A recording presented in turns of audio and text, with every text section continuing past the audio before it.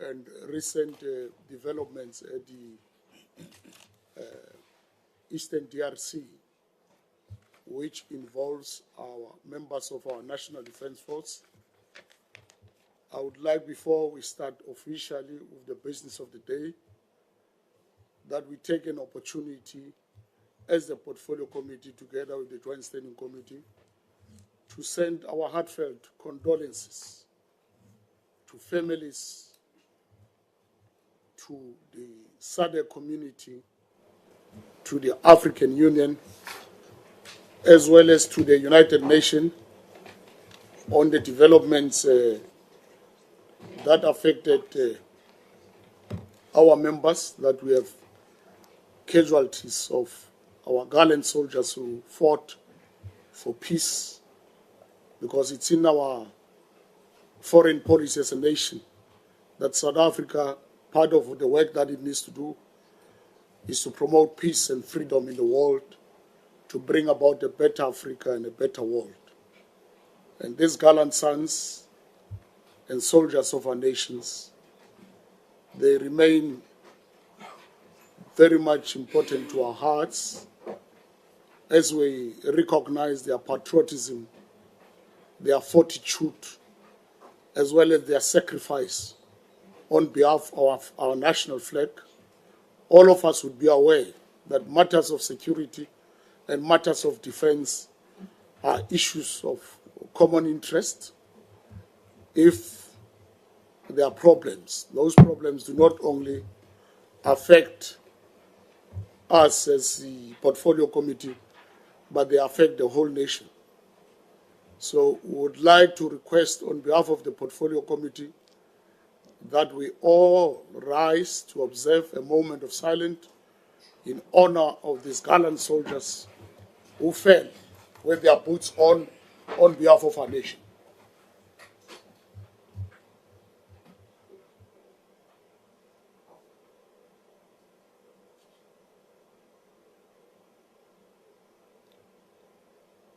May their soul rest in peace.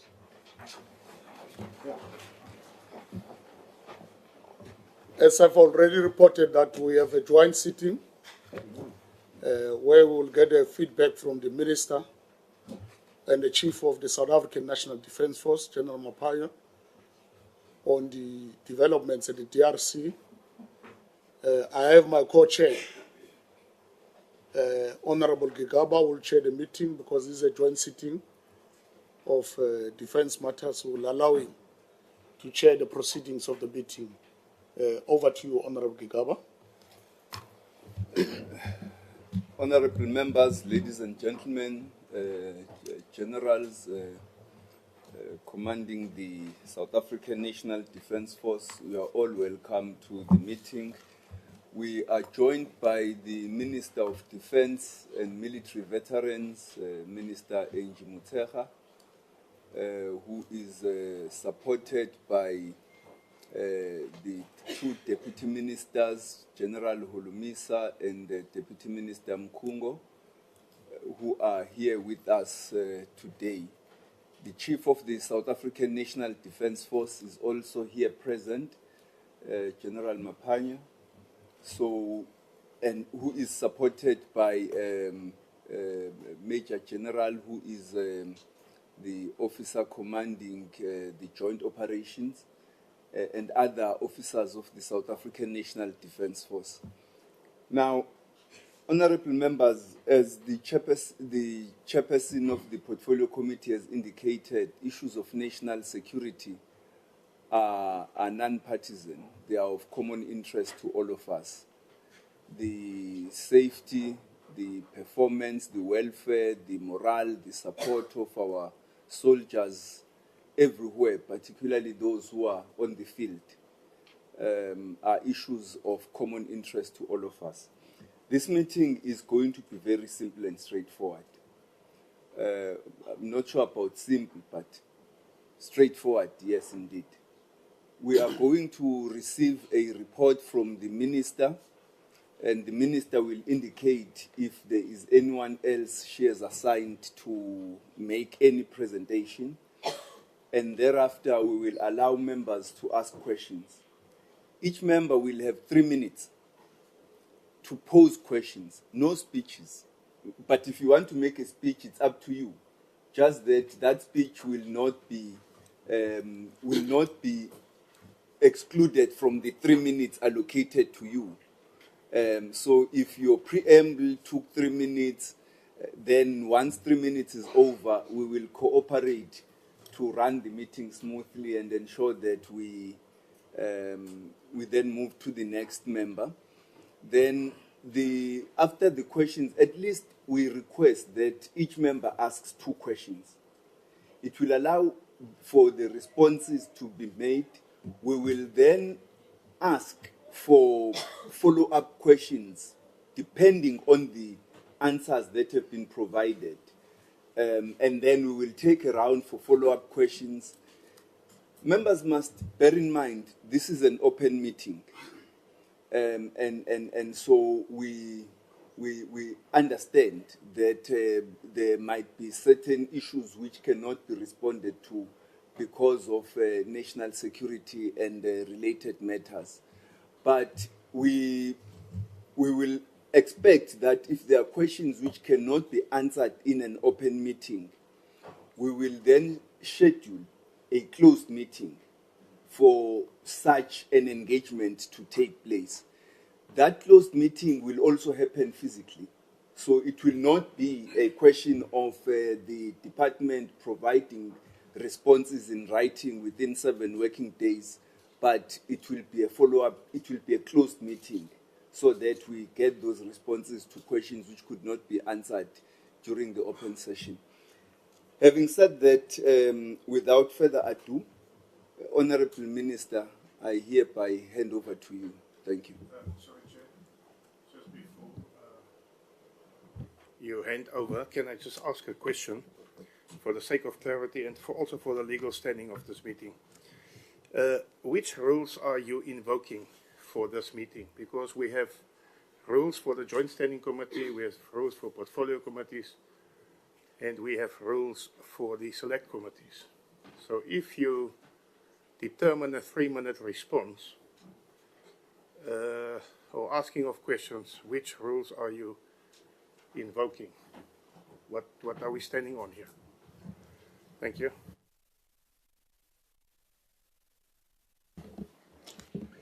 Thank you. Chair, you said you are giving each member 3 minutes. Then again, you come back and say the member must only ask 2 questions.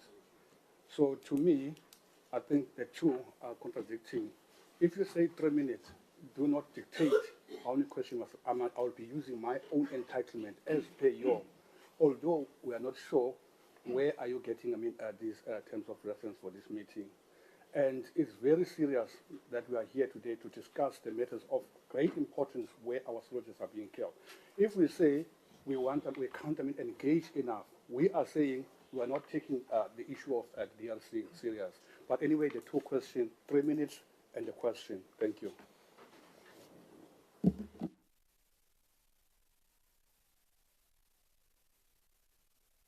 Please, Mike here.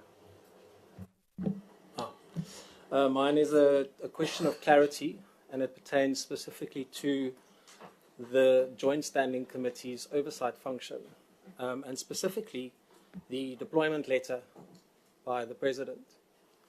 A year ago, this committee met to discuss for the first time a letter of deployment which the President had issued in 2023, December, and they had only had sight of it 2 months later. In that meeting, there was a request for a legal opinion regarding the duty of the President or of this committee chairperson to call a meeting if Parliament is not in session to have sight and to discuss the deployment so that the committee could do its oversight and fulfill its function. From that meeting, according to the minutes that I have, a legal opinion was going to be obtained, and it was going to form part of the legacy report.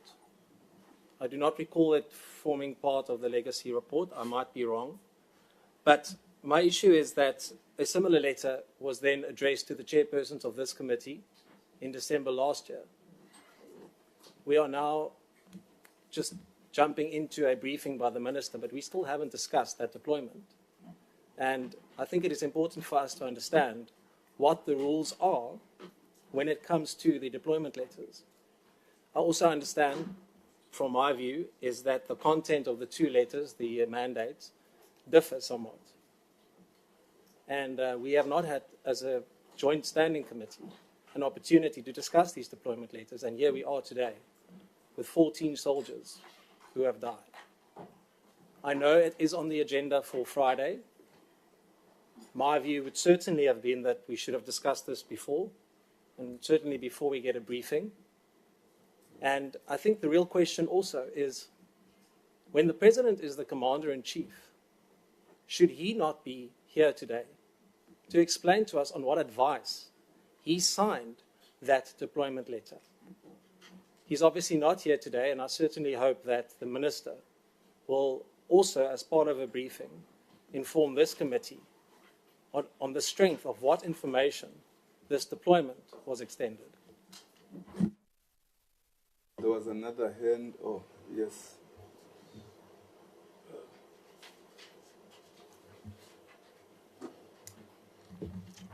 Thank you, Chair. Chair, I think as people deployed to Parliament, representing our communities outside there, we have collectively requested for this kind of meeting. It's funny that some of us now are having side shows on what is the standing of the meeting, what is the meeting all about. I think this meeting is a request meeting, it's an extraordinary meeting because of matters concerning the nation. And we've called the Minister. We wanted, last week there was a parade here in the same venue of a meeting that was postponed. And today we start even off and not wanting to understand what is the meeting all about. The meeting is about us getting information so that we protect and be informed as members of these committees, definitely so, the Joint Standing Committee and the Committee of Defense.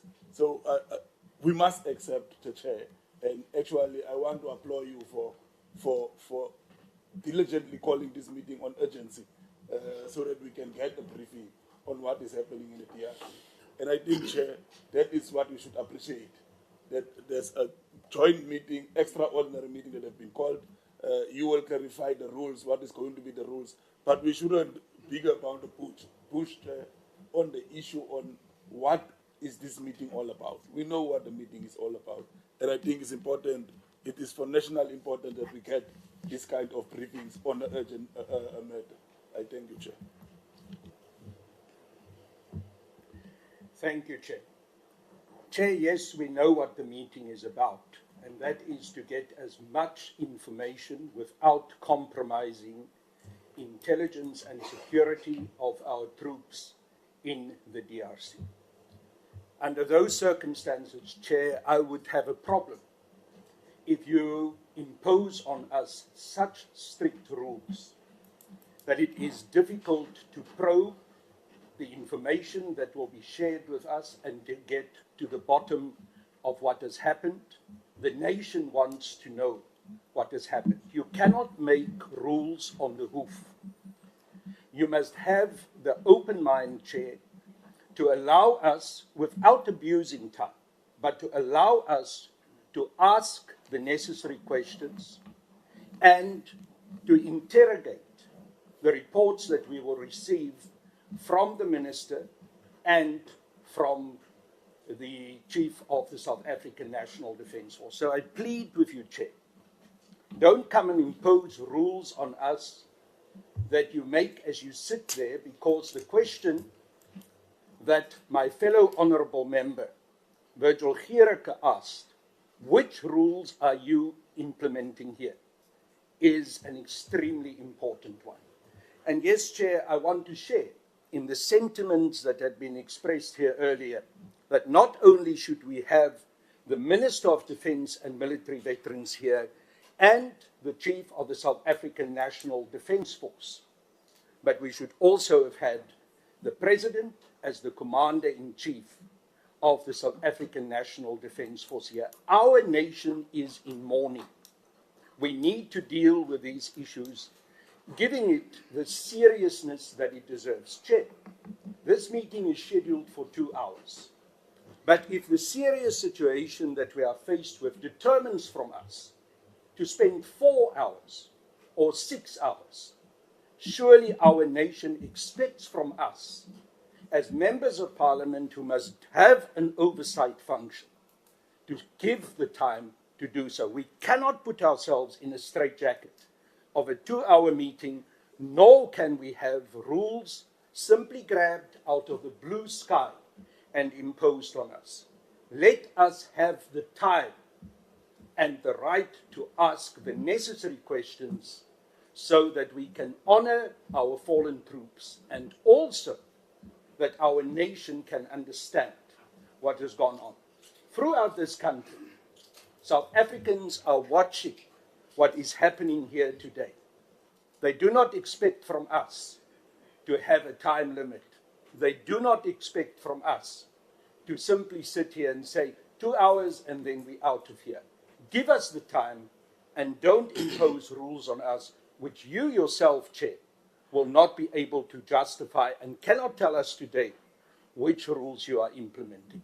Please, Chair, for the sake of this meeting, having the seriousness and also the consequence that we want, I plead with you to be flexible and allow this meeting to get the time that it deserves, and our nation to get from this meeting the information and the consolation that it deserves. Thank you.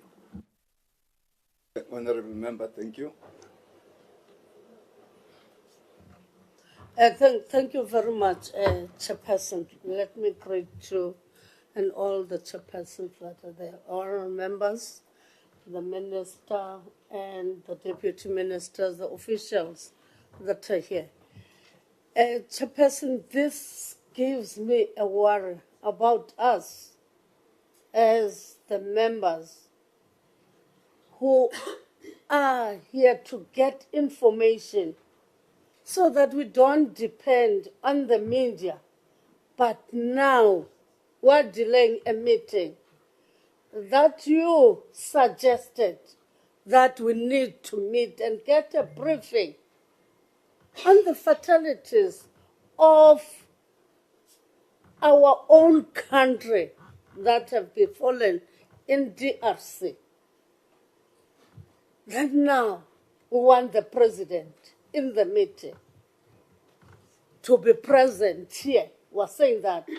Are we saying that we must cancel this meeting and wait for the president? And yet the ministers here with the 2 deputy ministers and the generals, so that we get the information. We don't use the information that we're gathering in the media. This is a briefing session for both committees, an extraordinary meeting.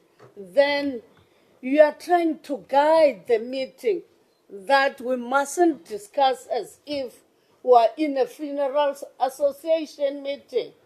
We should be guided by the chairperson. And we're doing that. I think let's carry on with the meeting and get the information that we want here. The country is in tears because it's not for a particular somebody or the minister or the general, whereby we have these soldiers. Any patriotic leader will say that this is a crucial era. Then we need to get that information. Now, I think let us carry on with the meeting and get the information so that we don't depend on the media. Thank you very much. Thank you, honourable members. We've heard you. The purpose of setting a limit is to ensure that we don't spend. We've spent already 23 minutes of the allocated 3 hours of this meeting discussing issues which have got no relation to the briefing we're here to receive. Now, we're trying to avoid that. We're trying to assist the meeting so that the members can get time. If you want to have a follow-up question, to get that follow-up question. Should we allow each member 30 minutes to ask all his questions or her questions? What will happen? Because the meeting is scheduled to finish at 4. We may wish to be here the whole day, the whole night. Unfortunately, people schedule their programs on the basis of the time allocated to us by Parliament. And this meeting has been allocated 3 hours. At 4, it must end, just as we ensured that the other meeting, which was here prior to this one, had to finish so that we can start ours at 1. Now, if members wish to have an endless amount of time, we will then have to ask Parliament to allow us to have that endless amount of time. Honorable Niehaus and I consulted outside here before this meeting. I'm actually surprised that he's now speaking the way he does, because he even asked me to ensure that the chairperson of the Portfolio Committee doesn't speak for 20 minutes. I ensured that, Mr. Niehaus, as you suggested. But I don't know what has changed. Honorable members, please allow guidance on the matter. We are trying to ensure, so you are right, that if within your 3 minutes you can ask more than 2 questions, it's okay. But limit yourself to that 3 minutes so that we can get the answers. The problem is, we also don't want to ask many questions such that the department cannot answer those questions. And then we go out of here dissatisfied, and the public that is interested in this meeting does not get the answers that satisfy them. The issues we are here to discuss, as you've all put it correctly, are very serious. Let us take them as such. And we will try to ensure that you do have time for follow-up questions or additional questions should the opportunity arise. I don't think we need to get worked up before we get the briefing that we are here to get. I suggest that we get down to the briefing. And then the question that was asked in relation to the deployment letters, I'm sure that the department will try to answer that question. I do not know whether the legal opinion was obtained, as was instructed by the 6th Parliament Committee. We will also ascertain that. But all of these issues, honorable members, that you are raising, should not preclude us from having this meeting to go ahead. Let us calm down. Let us get the briefing. There is public interest on the matter. The public interest is not on our internal issues as the committee. Those issues we can deal with in our regular meetings. But for today, and given the public interest on the issue of our soldiers in the DRC, let us get this briefing and discuss that matter as much as we are able to. And that is why we indicated here earlier that should there be a need, we can then reconvene a closed meeting, which can have further time for further discussions on issues which cannot be responded through a public, in a public meeting. I want to request, honorable members, that in all our calmness, we allow the report to be presented to us, and we proceed and discuss the issue at hand, which is the agenda of this meeting. We will try our best to manage the meeting such that everybody gets time to speak. Because, you know, one of the things we do not want is for even the department to have only 30 minutes remaining to answer all the questions that we might have asked. So let's get the department to respond. To present, Honorable Minister. I invite you. Thank you. No, thank you very much, Chair. And let me also acknowledge the Chair, Tate Dakota, and also Tate Pala, but also acknowledge members of the committee. And thank you most sincerely, Chair, for the opportunity to come and do this briefing.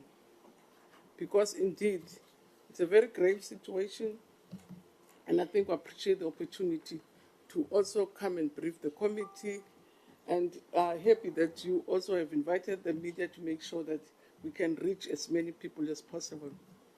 Chair, I won't take time to really speak about the issues because we want to give a briefing. So we'll quickly give a background of the current intervention, which is our 26th intervention in peacekeeping as a country. We've been everywhere. We've been to Haiti. Recently, we were in Mozambique. So it's really the work that as a country have been doing on a consistent basis, being part of AU, being part of SADC, but also being part of the world. That's why I say we're even from Haiti. And then we'll speak about the mandate of this one because we've been asked to specifically speak about this one, maybe not about the other missions that we've been involved. But I think more important, because we've been asked to speak about DRC, to give a sense of areas of operations, what is happening where, so that again members have a sense of where things are. And there's been also matters that have been, and that's why I'm very grateful that we have this opportunity, Chair, that have been really concerning the country and the nation in terms of capabilities that were pledged there. I think also it will give us an opportunity to explain that this is a SADC mission, it's not a South African mission. We'll explain how these missions work, that it's not us as South Africa who's in the DRC, but we are there as part of a bigger mission whereby the capabilities are capabilities that come from the 16 SADC countries. So it's a SADC operation. But more important also, what brought us here and that brought this very sad situation, the capture of Goma. We'll explain again what happened in Goma, and as I say, on that very day, when there was this attack on Goma, I happened to have been in the area and was able to visit the different camps in Goma, was able to go to our Air Force, was able to go to our operations, but I was also able to meet the different forces that were in Goma. And what is currently keeping us very busy, Chair, is a repatriation of our remains from Goma. And I think when we explain what the situation is, we'll explain why it is an issue, because when Goma was attacked, the runway was completely destroyed. So we're working out with you and to make sure that we can relieve countries, communities. Parents have been contacting me to say, you know, they're like sitting in the water. If you have a deceased, you want to close the chapter and move on. But if you're not sure when you're going to have burial, it really brings more grief. And that's, for us, also a big priority. Then we'll also conclude, and I do hope as we speak, that we'll also be able to speak about the Friday meeting which we had at SADC, because this is a SADC mission, and that's SADC that is guiding the processes, and it's not because it's not a South African mission, Chair. So, Chair, so I don't go too long. I'm going to ask the General and his team to just speak to the items that we have identified, but as I say, we'll respond to more items that we will need to speak to according to what the members will require. So, Chair, through your permission, can I ask the General to...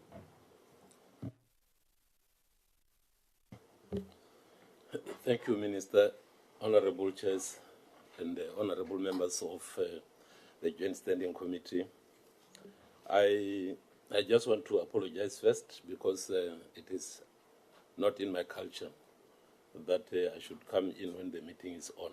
So I request your indulgence on that.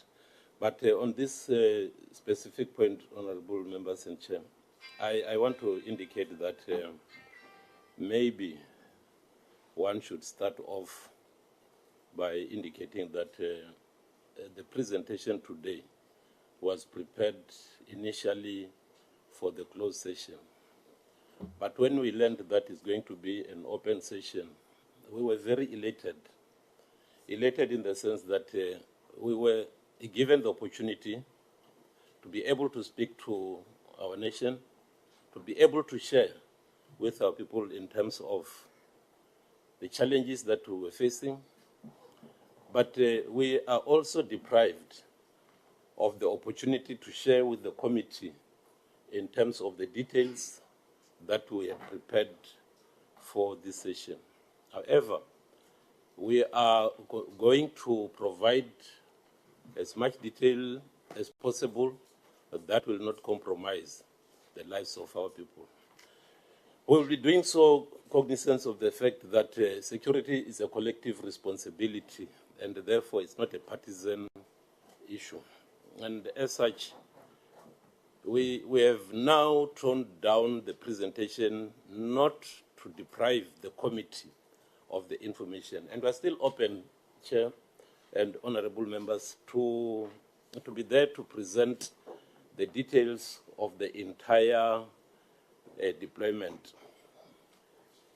Chair and honorable members, I want to indicate that we are going to start off by outlining what each one of us should be interested in.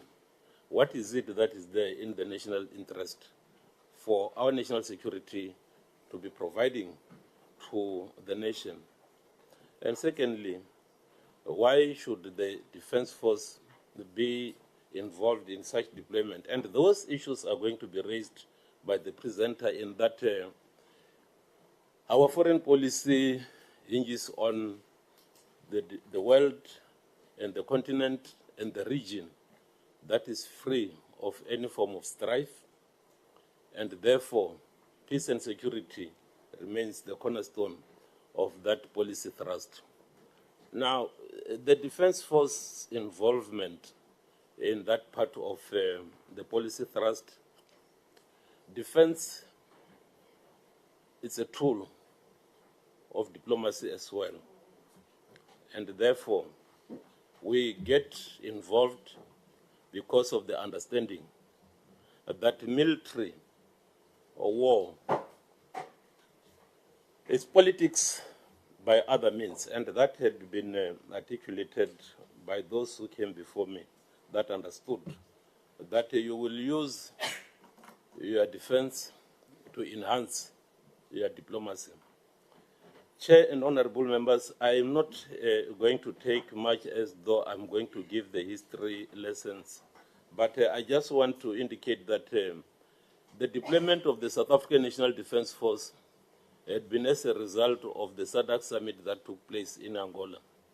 And that summit decision had made it possible for all SADC members to contribute troops, and those troops are the ones that formed part of Summit DRC. South Africa is amongst the troop contributing countries, with Tanzania and Malawi, and therefore this deployment was not solely a bilateral deployment between South Africa and the DRC, but it was a deployment of SADC, as the minister had indicated. So, Honorable Chair and honorable members, I've got the General Officer Commanding of the Operation Headquarters, Major General Godfrey Tulari, who will then give a rundown. He tried to tone down the presentation because it was prepared for the closed session, and as such, if there are gaps in the presentation, we will be able to fill in those gaps within the parameters of security considerations. Thanks, Chair. Thanks, honorable members. Yeah. If you allow, General Tulari can continue with the presentation. It's the report we want.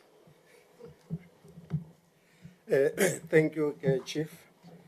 Honorable chairpersons, honorable members of the Joint Standing Committee on Defense, as well as the Portfolio Committee on Defense, the Minister of Defense, and the Deputy Ministers, good day. To start with, the SADC Extraordinary Troika Summit, plus the SADC Troika of the 8th of May, 2023 in Windhoek, Namibia, amongst others, took a decision to deploy, that is the SADC mission in the Democratic Republic of Congo, which is now, we know as the mission being Summit DRC, due to the M23 activities and the deteriorating security situation. The 43rd SADC Summit of the Heads of States and Government, which was held on the 17th of August 2023 in Luanda, Angola, endorsed the mandate for the deployment of Summit DRC for a strength of a brigade-size force. Subsequently, all SADC member states were invited to participate in the SADC effort to support and assist the DRC by pledging and providing the determined and required military capabilities as two contributing countries, which South Africa was one of them. The contribution required to contribute to the acts of intensified hostilities perpetrated by numerous armed groups, including M23, and negative forces resulting in the gross deterioration of security and humanitarian situation in the Eastern DRC. The President of the Republic of South Africa approved the pledging of capabilities and authorized the SANDF deployment to the DRC through the presidential minutes in 23 and in subsequent informed the Parliament. The mandate of the Summit DRC, which is the mission as it is known, is that the Summit DRC deployment is mandated by the African Union and the SADC standby force, peace and security architecture to do the following. One, to support the Democratic Republic of Congo to neutralize negative forces and armed groups in the Eastern DRC to restore and maintain peace and security in order to create a secure environment. To support the FRDC by providing logistic, land, air, and maritime assistance in order to enhance its military operational capabilities. To provide support efforts to the government of the Democratic Republic of Congo to continue creating a conducive environment for humanitarian assistance and providing humanitarian relief to the population. To protect the critical infrastructure in the Eastern DRC, mainly to protect the civilians, their properties under imminent threat of the armed groups. The deployment in the Democratic Republic of Congo, which is the Eastern DRC, the SANDF has got two components. We have got the forces that we have pledged forces and contributed forces to the Summit DRC. And previously, before that, we were also and currently are contributing forces that is for MONUSCO. So we are participating in two missions which are co-located in the Eastern DRC. The intent of the SADC regional support, it is mainly to restore peace and security, and the mission revolves around the protection of civilians, as well as to establish a favorable security condition for maintenance of peace and stability. We also do assist in the stabilization of the Democratic Republic of Congo forces by means of training programs. A brief with regard to where we are today. The M23 rebel group had over a period of time been continuously conducting attacks on villages, the FRDC, the Wazalendo militia, as well as the Samir DRC forces. This includes the South African, the SANDF forces, the forces from Tanzania, as well as Malawi. Over the period of November 2024 to January 2025, there had been a number of attacks on villages in the Masisi areas, with successful counterattacks by the FRDC. The control of the areas had been changing hands between government forces and the rebel group. Then on Thursday, the 29th of January, M23 launched a heavy early morning dawn attack at 05:30 on our positions, that is in Sake, as well as the adjacent areas. And this fighting took place and lasted, that is, for 3 days. Summit DRC fought gallantly and defended their position and bases in Sake area up until today. Unfortunately, the SANDF, we did lose, that is, some members. Over the period of 3 days, that is from the 29th of January, fierce fighting by our soldiers, the M23, also suffered heavy casualties.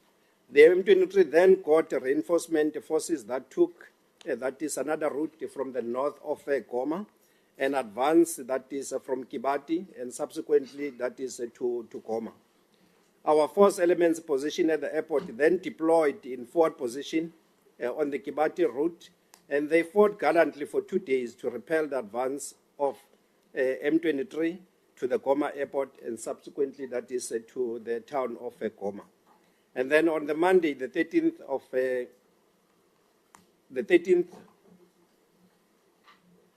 On Monday, the 13 Goma Airport and the town, it came into the hands of M23. The M23 and the Summit DRC, together with MONUSCO forces, are now positions that is at the Goma Airport. However, we still have forces that are still based in Sake. There is currently no confrontation or hostilities between Summit DRC as well as the M23. The truce that was established between the commanders on the ground is currently holding and being respected by all parties. Currently, the priority we are working on day and night is the repatriation of the bodies of the deceased, as well as the injured back home, as well as including to those that are from Malawi and Tanzania. We have engaged the United Nations in New York, as well as MONUSCO in the Democratic Republic of Congo with regard to this repatriation, and we are continuously pushing them.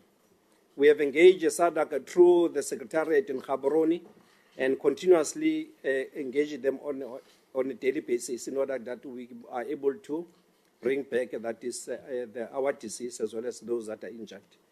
We have developed our own plans to conduct the return of the bodies, that is the injured for both, that is from the United Nations and from SADC. And currently, this is being addressed, that is by the United Nations and SADC, in order that it can come into fruition.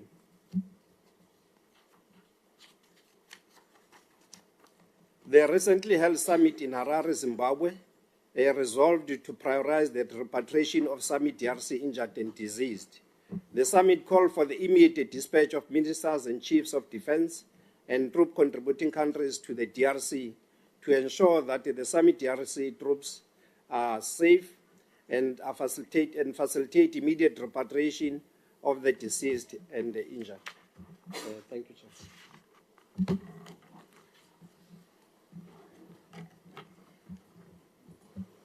Thank you. We shall then proceed to take questions. What I will do, I will just go. I'll start from over there, come this way, because I can see virtually all members want to speak.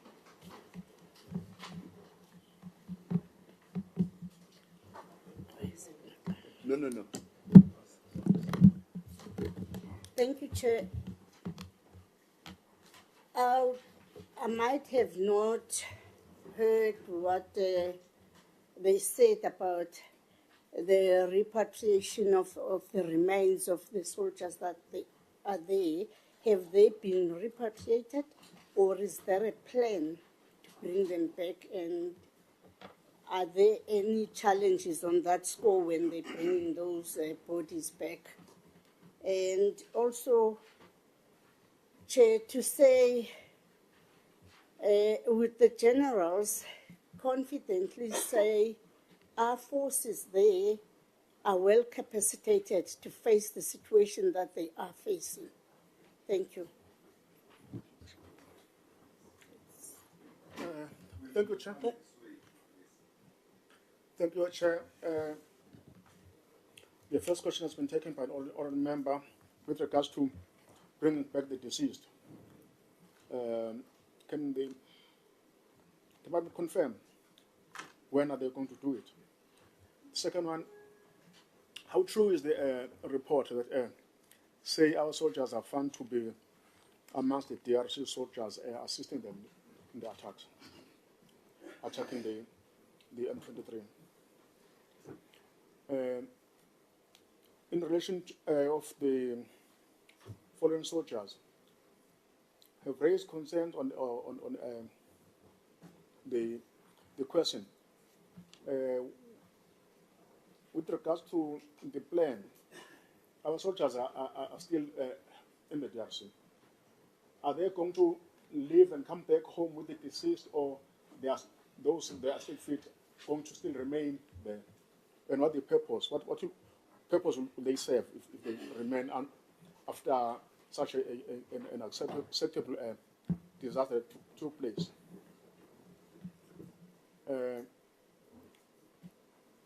What is the current status with regards to the members? as I've just raised. Chair, there was if I could have heard it correctly, there was a mention by the minister, if she can maybe confirm or deny. There was a mention that this incident took place when our soldiers were between the two. The M23 were on the other side, and the DRC soldiers were on the other side. So our members were caught by the bullets that were coming from behind.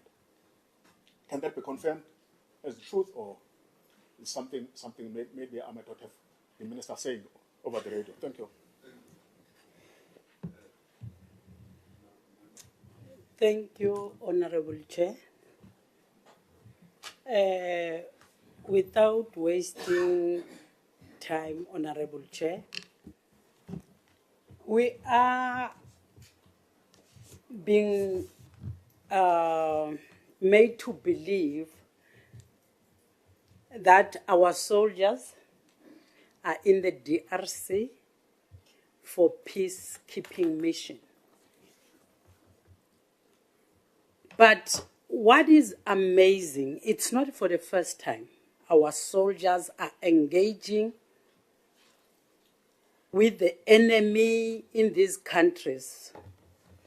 Same thing happened to Ka, whereby our soldiers died because of engaging with the enemy. Our soldiers are being turned to a defense force of other countries instead of peacekeeping mission that we are being told about here. It doesn't matter whether it's a SADC United Nations mission. It doesn't matter. But what matters here, it's a life of these fathers, mothers, wives, and husbands of the people who are dying. What I want to know, Minister, exactly tell the nation, what is it that our soldiers are protecting there? What is it that our soldiers are protecting? Because now you tell us about the peacekeeping mission and you find soldiers engaging with the enemy. Really, it doesn't give any sense. It doesn't give any sense. When we are peacekeeping, what are real things that you are supposed to do in keeping peace? Are you waiting for war to start and try to engage the enemy as the soldiers? Here we're talking about soldiers of this country who are dying, protecting things. Tell us, tell the nation, tell the world, what is it that it's protected from that DRC at the expense of the poor masses of this country, whereby are being sacrificed to criminals? No one is protecting South Africans. And you always claim that you don't have the budget. You cry about the budget cutting, but you do have money. You do have resources to go and protect and defend other countries instead of peacekeeping. This is not a peacekeeping. Can we think about the lives of these people? You can wrap really, up, it's okay. Thank you, Chair. That's my take. Thank and you. It's worrisome. Thank you. Thanks, Chairperson. Chairperson, maybe let me start with a controversial question and then work my way up. and the Minister and General and Major General will decide what to answer. There are allegations that family members of President Ramaphosa have significant interests in mining in the eastern DRC. Can this be confirmed?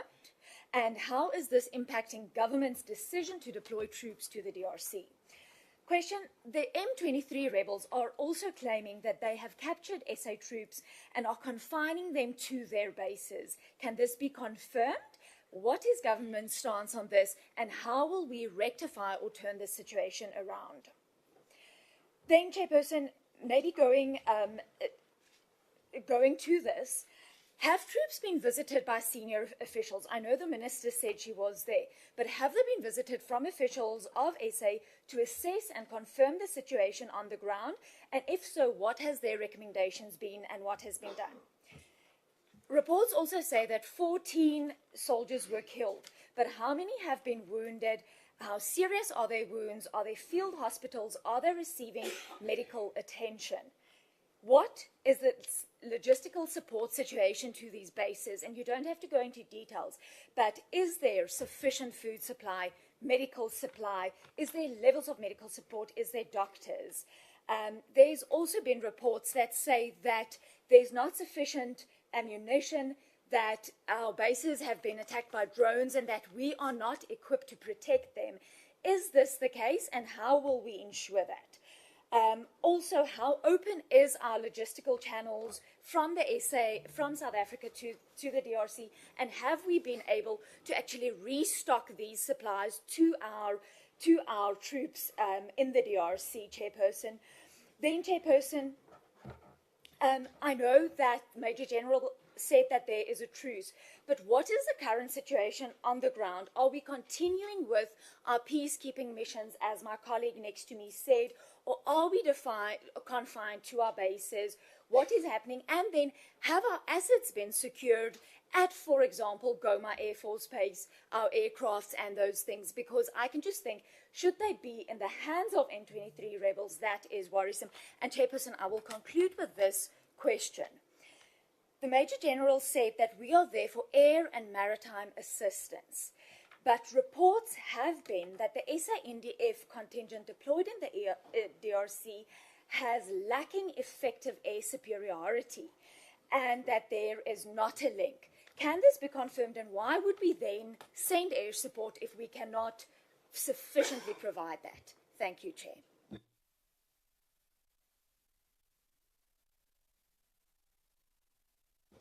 Thank you, Chairperson. Chair, as we speak now, we are told the M23 rebels have taken control of Goma, airport and other areas. Now, what is the role of the South African soldiers in this case? Are they there, to try again and remove them from where they are now, these M23 rebels? Then, Chair, I just want to know that how many soldiers are there on behalf of MINUSCO and SADC mission. Chair, I'm just checking if maybe there is someone who can tell us whether in that peacekeeping mission, Rwanda was approached in the beginning or was not approached at all.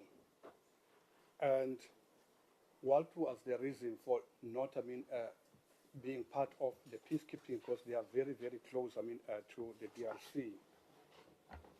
And Chair, the mandate of the AU, is it compulsory that South African soldiers must be part of that peacekeeping?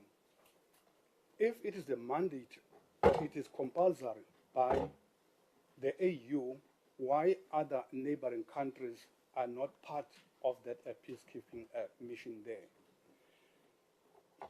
Maybe I can get a clear picture. Chair, I think that is going to be the last question. Though it has been, it has been asked already, but I would like, to emphasize, if there is any business interest, not personal to someone, but any business that is being conducted there by South Africans in the DRC. Thank you. Yes. Good afternoon, Chairperson. Good afternoon, colleagues. Chairperson, this one is for the Minister. On the 29th of January, you said if President Ramaphosa had to issue a warning to the Rwandan forces, stating that hostilities against the South African National Defence Force would be considered a declaration of war, then the catastrophe could have been averted. Are you saying that the President neglected his duty by not sending that warning to the Rwandan President and their forces?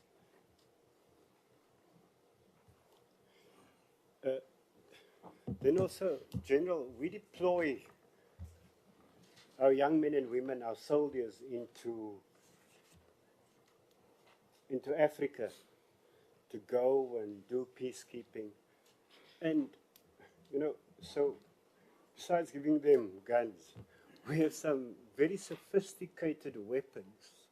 There's the Oryx transport helicopter, can hold up to 19 people. Get them out of danger situations very quickly. Did we have that? Then there's the Roy Falk attack helicopter. And obviously, we know there's no peacekeeping mission. They're fighting M23 rebels. They're at war there. There's no peacekeeping there. People are attacking them, killing them. And we've got at least 8 out of the 46 Roy Falk attack helicopters that still work, General. And then there's some very sophisticated drone equipment, the Seeker 400, designed to perform tactical reconnaissance and surveillance in threat situations. We're sending people to war. Do we provide the air cover, the equipment, so that they can fight that war? Then there's also the Cheetah C-RAM. It's a counter-rocket artillery and mortar C-RAM system. Detects and destroys incoming threats. Had we sent these things, this equipment, we could very well have saved the lives of our young men there. But we didn't. We sent them there to die. We fed them to the wolves because we didn't give them what they need to go and do the job. There's no peacekeeping there. There's a war there. N23, don't ask, are you at war with us? You're a threat to them. So why didn't we send these things? Why didn't we send this equipment, this sophisticated equipment that we spend millions of rands, billions of rands? We give them now billions of rands to develop stuff, but we don't use it. We sell it. That guy sleeping over there, next to you, General. Just please wrap up, Honorable Member. He's in defense, he's sleeping. Thank you very much, Chairperson. You were sleeping. Thank you. You see why our people get killed there? You sleep. Your speaking time is over. Please proceed. Thank you, Chairperson. Chairperson, we all know that these fightings are to get to the actual mineral wealth within that area. And we all know the forces involved. It's a long-standing war coming on. The vocabulary they use now of a peacekeeping is contradicted by statements that speaks about peace enforcement. Now, if you enforce peace other words, you want to enforce something that is not there, obviously you must use these strong arm tactics, resulting then in a subsequent war. Now, it would appear that President Paul Kagame is hell-bent to expose South Africa as being involved in the heart of this war. He said yesterday on CNN, he said the people who are benefiting from minerals in Congo more than anybody else are South Africa and these Europeans who are making noise about it. That's the first point. We want to know, why then is it that South Africa finds itself for so long in that area, while the Congo is a member of the East Africa community, surrounded by powerful armies, like your Kenya, your Ugandans, and all those type of armies, even Rwanda, that's got powerful. What are we doing there? What are we protecting? Are we using our boys, our soldiers, to protect the business interests of powerful, prominent South Africans? Are we using people, are we hell-bent to send them to their death to protect the mineral wealth that prominent figures protect in that area for their own benefits? That's a question. That's a serious question, central to this entire argument, because it is senseless. We don't understand why we are sending troops for peacekeeping and it results into war and our boys are dying. Secondly, the distortion, Chairperson, of the hoisting or the raising of the white flag that we've all seen on social media and in media reports. We all know, we are not fools. We know if you hoist a white flag, you do surrender. Yes, you do surrender. It's in a war. You cannot raise a white flag just to say, oh, we are here. Or come fetch your weapons here, as has been said. It is a token of surrender. It brings us to the point that we ask, are our soldiers effectively and efficiently armed for the type of combat that they are involved? Then the answer is no. If the answer is yes, 14 of our guys would not have died. The answer is yes, they are not adequately armed, trained, and equipped. And this is why they have died at the hands of those guys, of those gangsters, and those that are hell-bent to get us out there. Last question, Chairperson. Is the fact that I want to know, why is it that South Africa must always play a big brother in the entire Africa? Yes, we are a powerful nation, we have a powerful economy, and we have powerful interests all over here.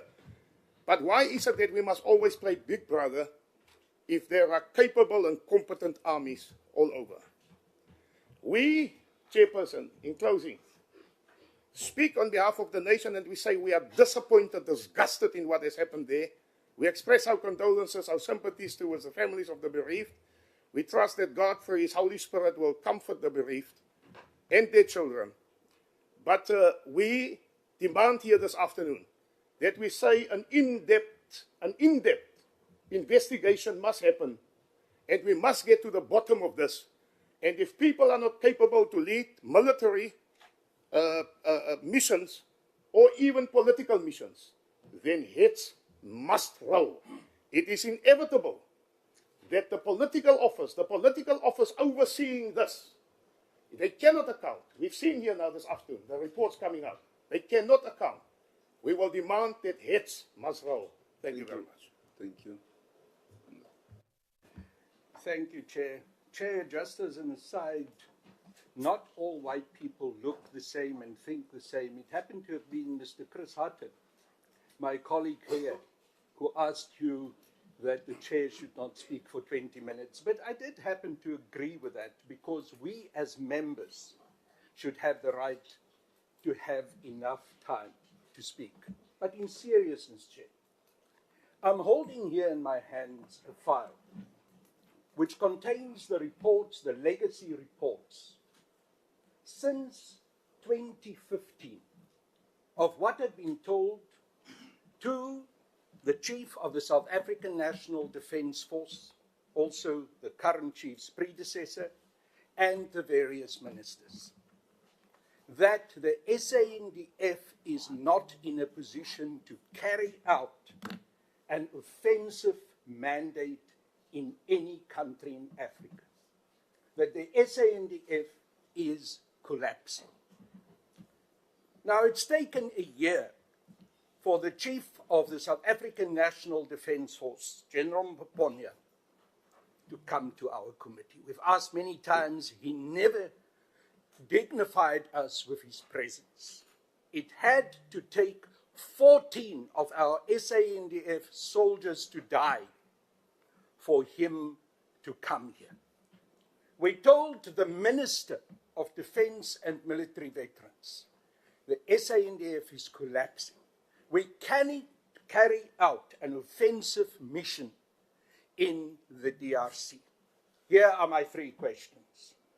Why are you Minister? And why is the President lying to us about the nature of the operation that we have in the DRC?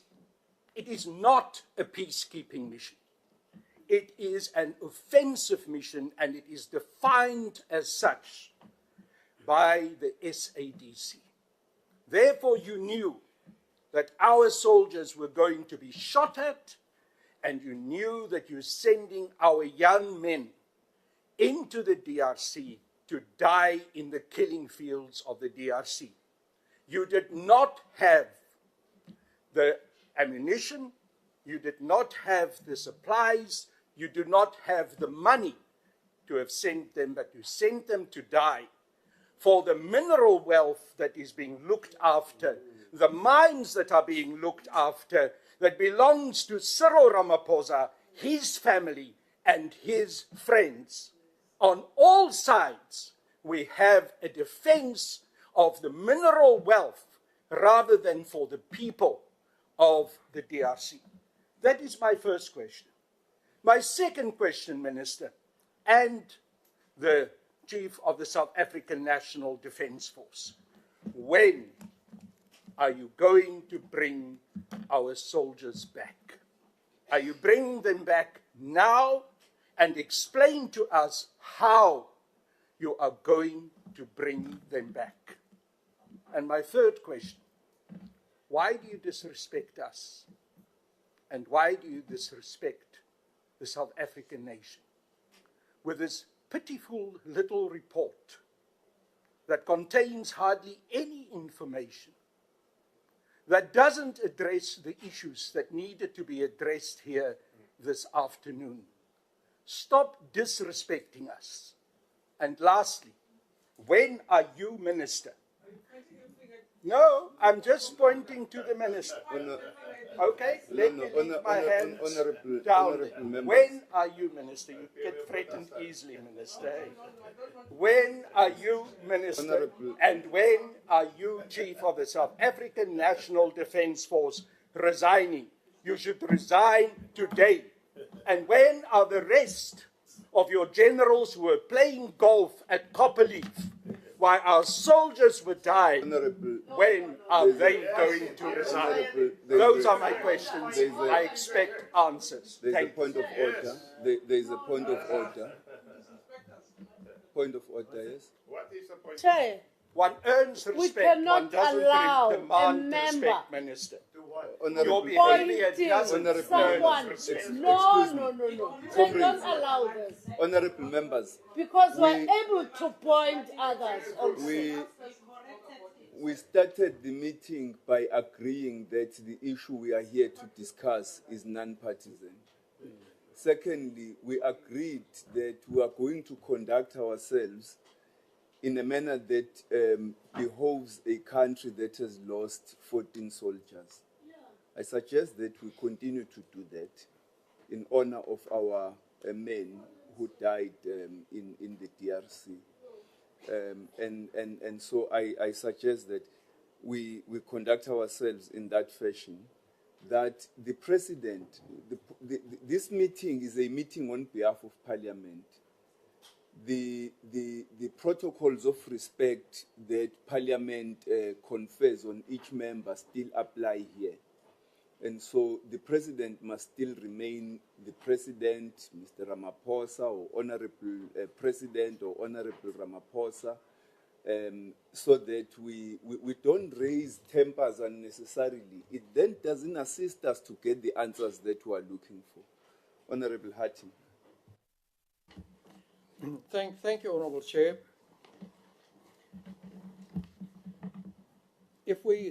Let's get this out of the way. The only person in this meeting who initially referred to the fact that this is a peacekeeping mission is the minister. Now, we all know it's not. The peacekeeping portion of the narrative that goes out is to appease the nation. What did the president order?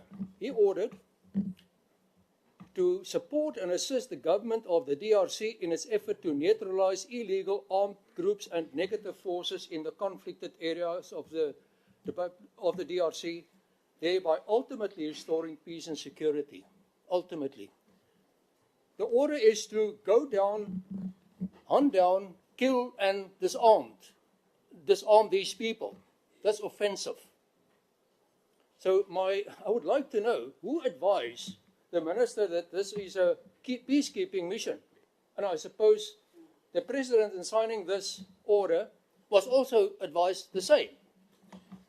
So I would like to know that in the light of our ill-preparedness for what we had to face in the DRC, no air support, no close air support, very limited logistical support, very limited medical support, and that's why we sit in this situation where we are today. So I would like to know, I would like to get some comment on the lack of our resources, our support that we have exposed our soldiers to in the DRC, and then also who advised the minister and the president that this is a peacekeeping mission, or did it arrive, did it grow somewhere, was born somewhere in a smoke-filled room? I don't know. I would like to get an answer. Secondly, the vague report about the United Nations, MONUSCO will negotiate the repatriation of the deceased. We certainly, Chairperson, we certainly cannot live with that in this committee.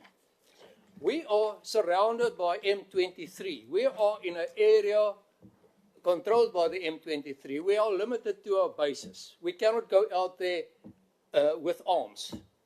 We are, in fact, hostages in an area. We cannot get to our soldiers. We cannot resupply them. We cannot get in there with any air support, nothing. We rely on M23, and we have to thank them for water and food. And for them, we have to thank them for not retaliate for us killing so many of them, our brave soldiers. So I want to know, what is the plan?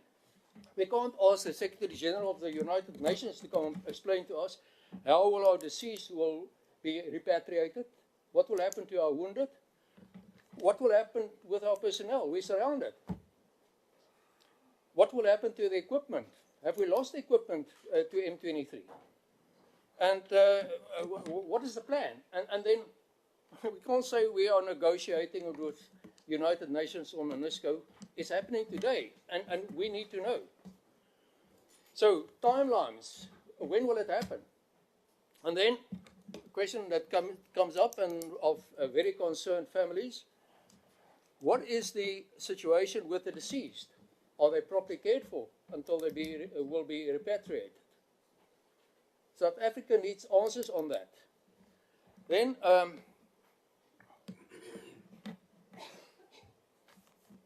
the root, let's address perhaps in this session also the root problem. And I don't believe that the minister was informed or the president was informed. What is the root cause of our problem? Chair, that is over more than a decade, the defunding of the SANDF. We don't maintain our equipment, we don't preserve them, we don't modernize, we sell old equipment, our equipment that we have to use, and when we mobilize, sit in stores without proper preservation. it cannot be used. They are rusting away. We save, because we have to pay this massive salary being defunded, we cut corners. We cut corners in training. We have brave soldiers, the best in Africa. We have them. In October, in the infantry school where we trained leaders, there was no diesel and no ammunition. The leaders had to dig trenches. So I would like to know, was the President and Minister informed that we are not this heavyweight in Africa anymore? That we are not the tiger of Africa anymore? That in fact, we have become a paperweight, if in boxing terms. Thank you. We have become a paper tiger. Was the Minister and the President informed that we don't have the capacity anymore? Thank you, Chair. Honorable Hatti. And no, Honorable Member, can we also not point fingers? Thank you, Chair. Honorable members, I'm sure. On a point of order, Chair. Yes, I'll come to the point of order. I'm sure we can all speak without pointing fingers and showing disrespect to one another. It is very possible. It's also very possible to be as robust as we want to be in our speaking without showing disrespect at one another. So let's try and do that. Point of order. Thank you, Chair. Yes. Sorry, there is a point of order. Yes. Chair, you have called out earlier on the Honorable Carl Niels, right? And you don't do the same to the Minister, and she has been continuously doing it, talking in and intimidating members while they are making their points. And pointing fingers. Yes. So she must just hold herself in and relax. It's going to be over soon, but she must not do this on pointing, and then she thinks she can just do as she please. She's not. We are not here on her time. We also have our own schedules, and we want and demand answers. And even if we have to sit until tomorrow morning to get those answers, we'll sit here until then. Thank you, honorable members. I think we ruled on that at the beginning of the meeting. Let's proceed. Thank you, Chair. Chair, I will stick to the subject matter of this committee and not go to other matters. Minister, it is. Can you and the General just clear the matter of the SADC deployment and the participants in the whole mission itself? And also, my understanding that is that there's a lot of defense units on the ground in DRC.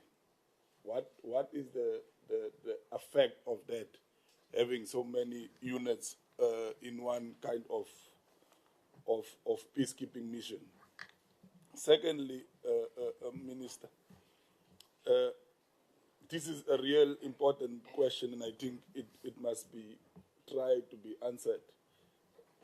Do we really still need our soldiers in the DRC? Do we need them to be there? Why do we need them to be there? And then, General, on your presentation, you are talking about non-confrontation, which is maybe another term, because the media have been moving with this matter of ceasefire. Is there a difference between ceasefire and non-confrontation? Because we've been told that the ceasefire for Rwanda to collect the bodies, for us to repatriate our soldiers, but the General is clearly now saying that there's just no non-confrontation in the meantime. Is it because there's no ceasefire agreement that you presented here as a non-confrontation? Lastly, Minister, what will politically be needed to restore peace in the DRC? What will be the ultimate to make sure that there's peace in DRC and our kids can come home safely and we can bring them back from DRC? I thank you. Thank you very much. Honorable Swartz. Thank you, Chairpersons. Chairpersons, firstly from our side, we also want to commend our troops that fought and died, and those that fought like lions. Now, for many years, I have argued that the defence budget vote is under-resourced, and in fact, on the 16th of July last year, I said, in this 7th administration, Honourable Minister, and more particularly the DM, with your military background, we must ensure our troops have the necessary equipment or admit that we are not up to the task and bring them home. I even quoted from that famous poem of Tennyson, The Charge of the Light Brigade, where he said, someone has blundered, but soldiers, theirs is not to ask why. Theirs is not to reason why, theirs is but to do or die. So there are two elements here. There's the underfunding, and then secondly, there's the military side of things. General, given the fact that you have this under-resourced, that you did not have the military capacity in as much as air support, we know 2014, the Royvalk attack helicopters were very effective. Given that you didn't have those resources at your disposal, could you not have advised politically to the Commander-in-Chief, the President, that we're not up to this task, given that your own generals advised against the mission, calling it doomed to failure? That is my biggest concern. We sounded the alarm. We were ill-advised. And what was the degree of military intelligence? And again, Chair, I understand these are operational issues. We fully would support an inquiry behind doors if necessary, so we can look into the depths of these issues. Was there sufficient intelligence when the MR-23 were approaching? Why do we only have 3 forces from Malawi, Tanzania, and South Africa? And again, the aspersions about protecting mining interests. Our soldiers have died. Did we learn nothing from Bangui? Here, it was an offensive peace enforcement mandate. And given our lack of resources, General and your staff, did you seriously consider whether you were up to this task? Chairperson, I would also like to ask the Minister, when you deployed there, and I've got 20 seconds, and thank you for going there, but did it not put the soldiers in greater risk when you were there now? Because soldiers had to be withdrawn from the front lines to protect you. But again, you saw exactly what was going on. You saw that was issues, but maybe you can address that visit. Thank you, Chair. As I say, I support an inquiry into this. Let it be held behind doors if necessary, given the operational issues. But our soldiers have died, and we warned about that in July last year. I thank you. Thank you. Thank you very much, Chair. Chair, my first question would be, where is the presentation that the General have read to us? Because we must be, as members of Parliament, be privy to such information. Because I asked my member that serves on defense, and we didn't receive such a presentation. So he must send that presentation because, one, as a chair, you shouldn't have even allowed for this meeting to have continued without giving members of Parliament a presentation, whether it's via email or so forth. This Parliament have rules, and part of those rules is that we must be furnished with the critical information that we are supposed to engage with. So it's quite disappointing. Number 2, Chair, for the mere fact that the generals are seated here with us this afternoon, it means that there's no peace there. Why must we wait to bring back the soldiers that are still stuck in the DRC?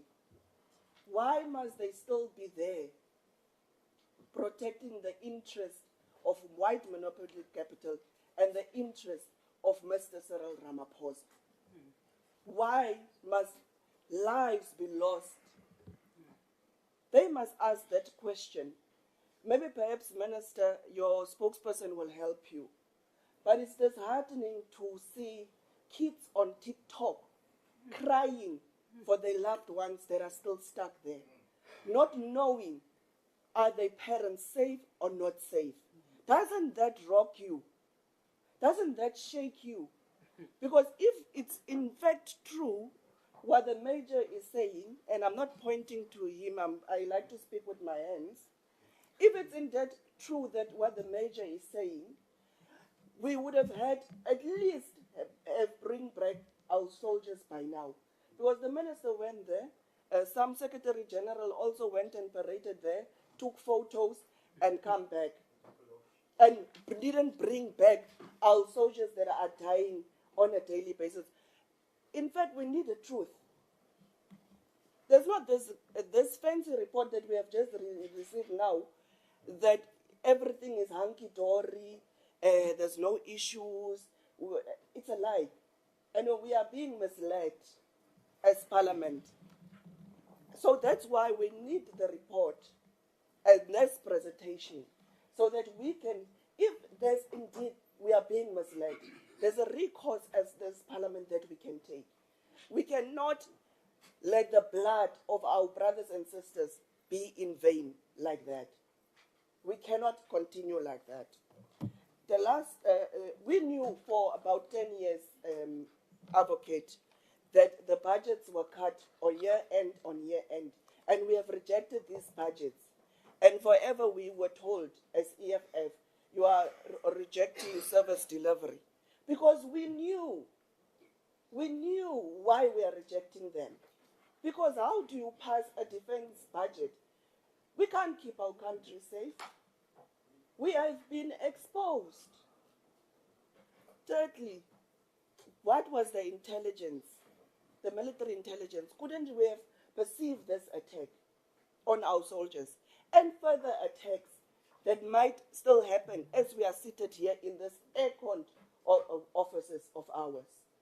Work needs to be done. Boots needs to go to the ground. We need to bring our soldiers back.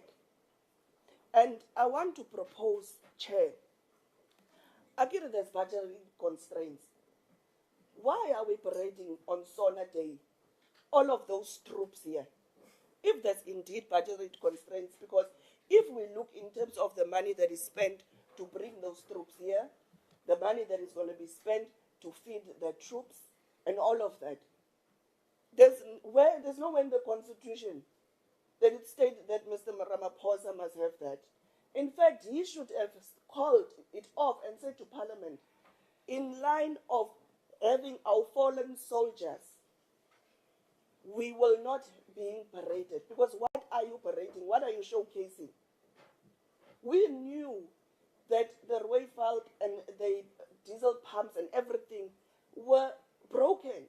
We were told that as committee members in appropriations. We're told that. And yet, we sit here this afternoon and come with a honky-dory report and think things are normal. Carl is correct. The minister by now should have held her head in shame.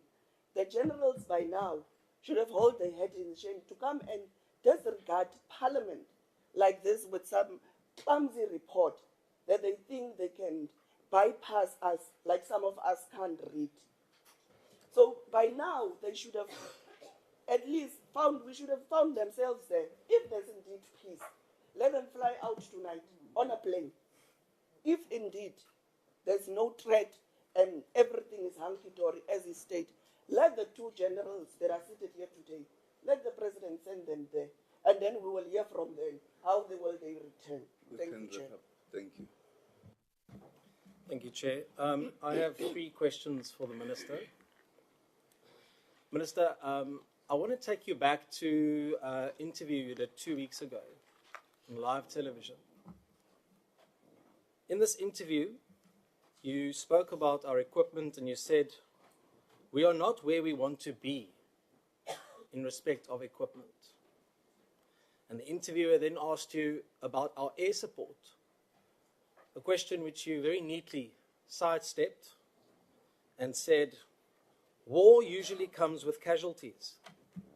And then you said, we have trained and capable personnel. Now, my question is, why was the SANDF contingent deployed to the DRC despite lacking effective air superiority and a strategic air bridge between South Africa and the operational area in Goma? My second question, also in response to what you've said on live television, is a conversation you had with the interviewer about budget cuts. And you said you were in constant contact with the Minister of Finance and with Treasury. In response to that, the interviewer said, in light of these limitations, is it worth sending our soldiers to the DRC, seeing how dangerous it is? And your response, Minister, was, there is no price on peace. There is no price on peace. You said that twice. My question today is this still your view? And the third question, which also emanates from that interview, is that you concluded that day to live television to say, I can promise you that you can sleep peacefully. We will be able to defend the country. We have enough capacity. We are confident. So the question is, who is the confident we?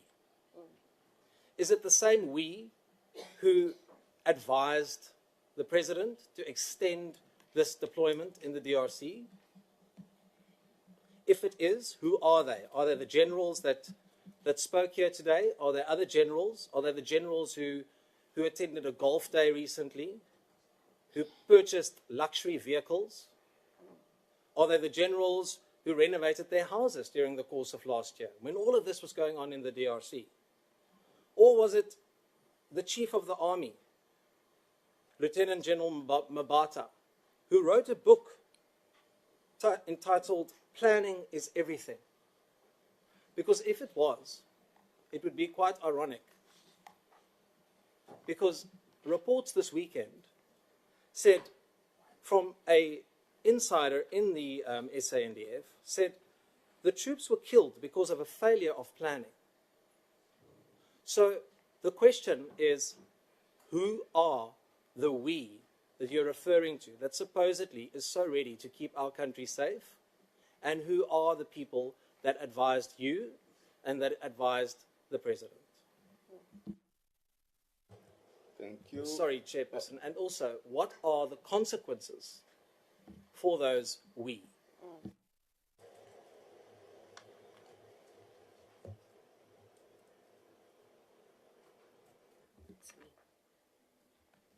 Oh, are you speaking or jumping?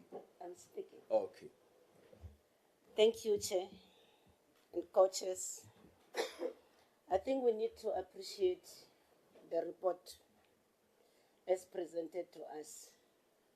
At the same time, put the family members who lost their loved ones. Yeah, I should think this is the message we need to communicate also as these committees, joint committees of Parliament, to say we share the pains. They've lost their lives. But at the same time, Chair, I should think we need to, I'm glad that you gave a direction that we need to deal with this matter with the sensitivities it has. And I think I will indulge the Minister and the generals, even when you are to respond to our questions, don't deal with how you are going to deal with the matters that will put the lives of the poor soldiers that are the more vulnerable. But the point that I want to raise, we've seen media reports that our soldiers, some are trapped there. And when they are trapped there, I should think there's a plan, though I won't want to hear the details, but the issue is that we are all concerned to say, if now they are surrounded there, likelihood of them running short of food, and now that we know that Goma now is a no-fly zone, I hope there's a plan to say how do we rescue our soldier there. And then I'm also worried about the injured ones. Because we know when they went there for peacekeeping, they knew what they were going to do. And it's the life of a soldier. And then we should then also commend them, having died with their boots on, because I think they had subscribed to the oath of office and the responsibility. But also a matter that I just want clarity on, General, because we have been in these missions since 1999 as a country. And then I want to understand whether there was a pre-deployment training done for this current contingent that we deployed, because knowing that M23 has been there and now it's a technologically advanced operation, I should think then sufficient training will have assisted us a great deal to avoid this, but I just wanted to know whether there was sufficient training for this contingent that we are dealing with. Thank you so much, Chair. Thank you. Thank you very much, Chairperson. I came here knowing that politicians and military generals have a way of saying much, speaking a lot and saying little. So I won't ask why we are in the DRC. I think that matter will be discussed extensively on Monday in the National Assembly debate. But I do want to ask a couple of questions. And the first one is, the Minister said that they are very busy repatriating the deceased. The very people that my colleague, Honourable Ngobeni, warned in July 24 in the BRR, she said troops are going to die. It's one thing repatriating deceased people. What about evacuating the injured? Casualty evacuation. If there are no casualty evacuation plans, and the Honourable Members just said Goma is a no-fly zone, we're going to have more body bags coming back to South Africa. So what's the plan with the evacuation, casualty evacuation? That's my first question. The second question, what is the status of the bases that our troops occupy in Sake, in Goma, in the eastern DRC? Are they prisoners of war or hostages? We've seen the images. The images of the base camp that I've seen indicate that our troops were actually more like a ragtag militia than the people we were fighting against. Are we providing them logistical support, food, water, ammunition, firepower, air, and artillery support? If not, at whose mercy are they? The third question is, what support are we giving to the family of the deceased soldiers? The fourth question, what is the situation with other collaborating forces, troops? We hear some of them have been evacuated, gone. Ours are still there. And lastly, are we reassessing our involvement in the Eastern DRC as a peacekeeping mission or offensive fighting force? And if we are, when are we going to withdraw our troops? Thank you. And Chair, I don't think there's any debate about whether there will be an inquiry. I believe that we are going to push hard on Monday for an inquiry to take place about what happened in the DRC. This portfolio committee won't cut the mustard.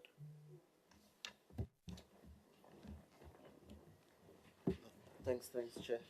And also maybe to greet the Minister and finally the presence of the Chief of Defence. I think the report given by generals doesn't inspire confidence. It simply illustrates that you are negotiating a safe passage to go and repatriate, evacuate the wounded soldiers, but not a clear indication what then becomes the status of the mission itself. Are we going to reinforce or withdraw? It's more like an interval. If it was very clear that indeed we are going to reinforce and continue with the mission to go and recapture Rubaya mines in the interest of South Africa's capitalist class, then we would know that the resources of the country are spent in defense of the interest of the bourgeois. But the report doesn't tell us anything, because it doesn't even give us. Maybe what we would be interested in is that what is the attitude or the position of the South African government against the glorified Zamazama of Rwanda. Because we continuously giving half-hearted diplomatic statements instead of real issues as to what are we going to do moving forward with the situation in Rwanda, in the DRC. And the question again is, with what the members would have submitted in terms of the defense intelligence, the air support, why is the Russian satellite not maintained, General? Because that would have assisted the mission and the soldiers to give intelligence that they report back to the joint operations headquarters on time, so that our soldiers can prepare and be ready for any form of attack. And in the interest of that, again, why is government wanting to have to procure a satellite from the Turkish when we have one that we should be maintaining right now to support our defense intelligence? Because it illustrates our vulnerability in terms of national security and undermines the mandate of the South African National Defence Force in terms of our own territorial integrity and sovereignty. It means we are also not safe. It's unfortunate that we have to discuss these sensitive matters in this manner, because it exposes our vulnerability as a nation in terms of intelligence and information.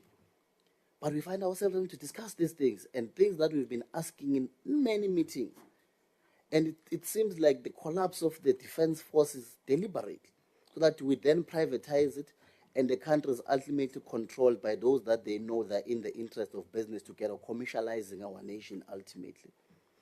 So if we can be given that kind of a status, as to what then is the state of the mission, and if reinforcements do happen, what are the financial implications? And lastly, Chair, the P7 account, when these reimbursements happen from the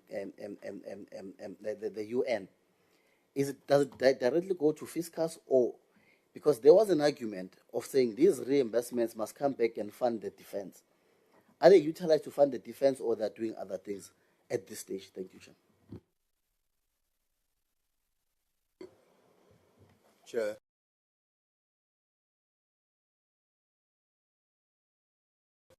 Emphasize one point that relates to the introduction of the report by the minister, if my listening was correct, that this was not a mission of South Africa. South Africa did not wake up one day and decided to go and just wander in DRC. It's a SADC mission, it's a joint mission of countries. And just South Africa happens to be part of those countries, as it was decided in the meetings that we were told about here. But it seems like we are now taking an ownership as though this was our war. And therefore we are demanding answers from ourselves. But the answers must come from the joint body that has decided to deploy SADC soldiers in DRC. So my question will be, when will that body again convene, so that we can get a report of SADC and MONUSCO on the basis of what has happened? how are they intending then going forward to address this matter? And as a country also will be part of that. And our answers will come there. But that does not, of course, say we shouldn't address ourselves about our involvement.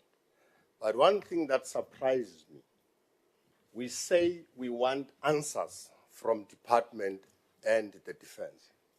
But we seems to be, some of our members, knowing more and having more reasons why we were there. But you want to ask for reasons why we were there. But you are saying, you are telling us why we were there. Diamonds, Ramaphosa, and so on.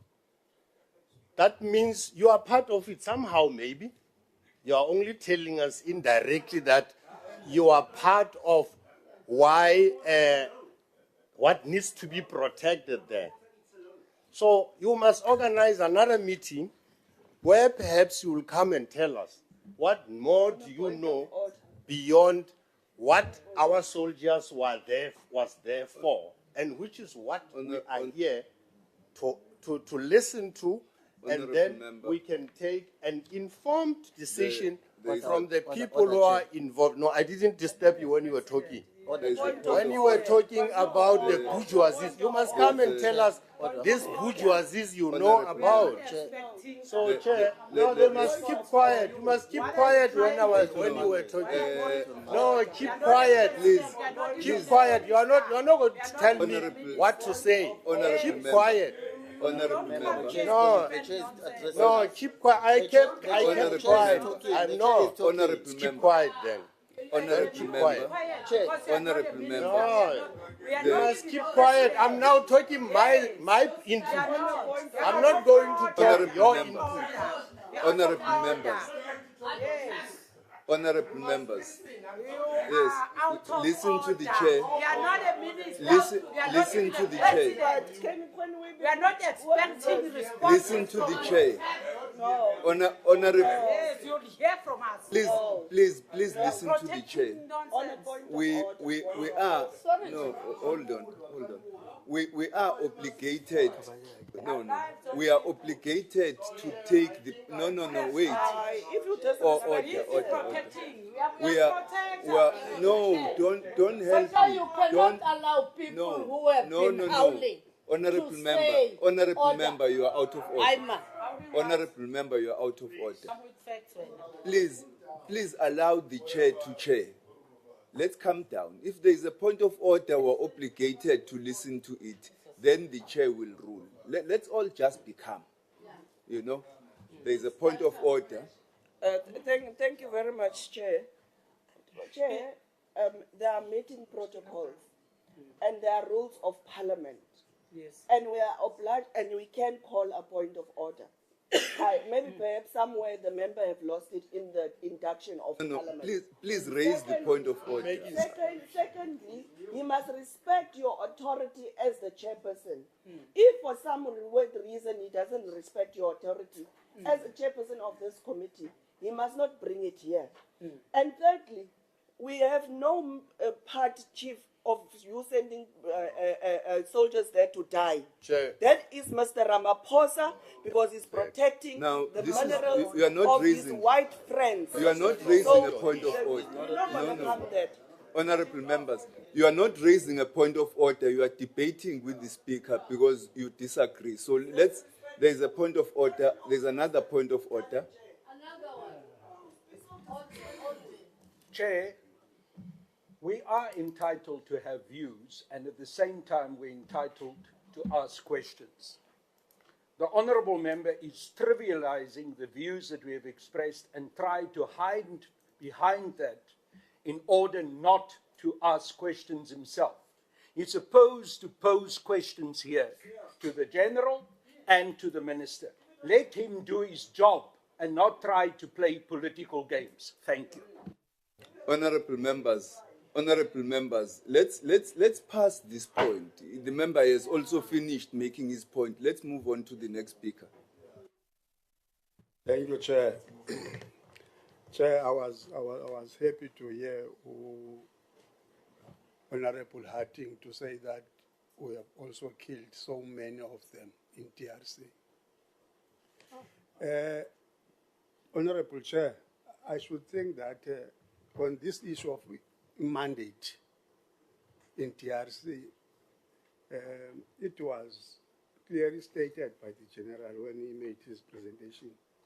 But I will also again ask the General to repeat that mandate. We've been talking about the repatriation of the deceased, but we don't have time frames. This is the 5th day today. When exactly are we repatriating the deceased troops in DRC?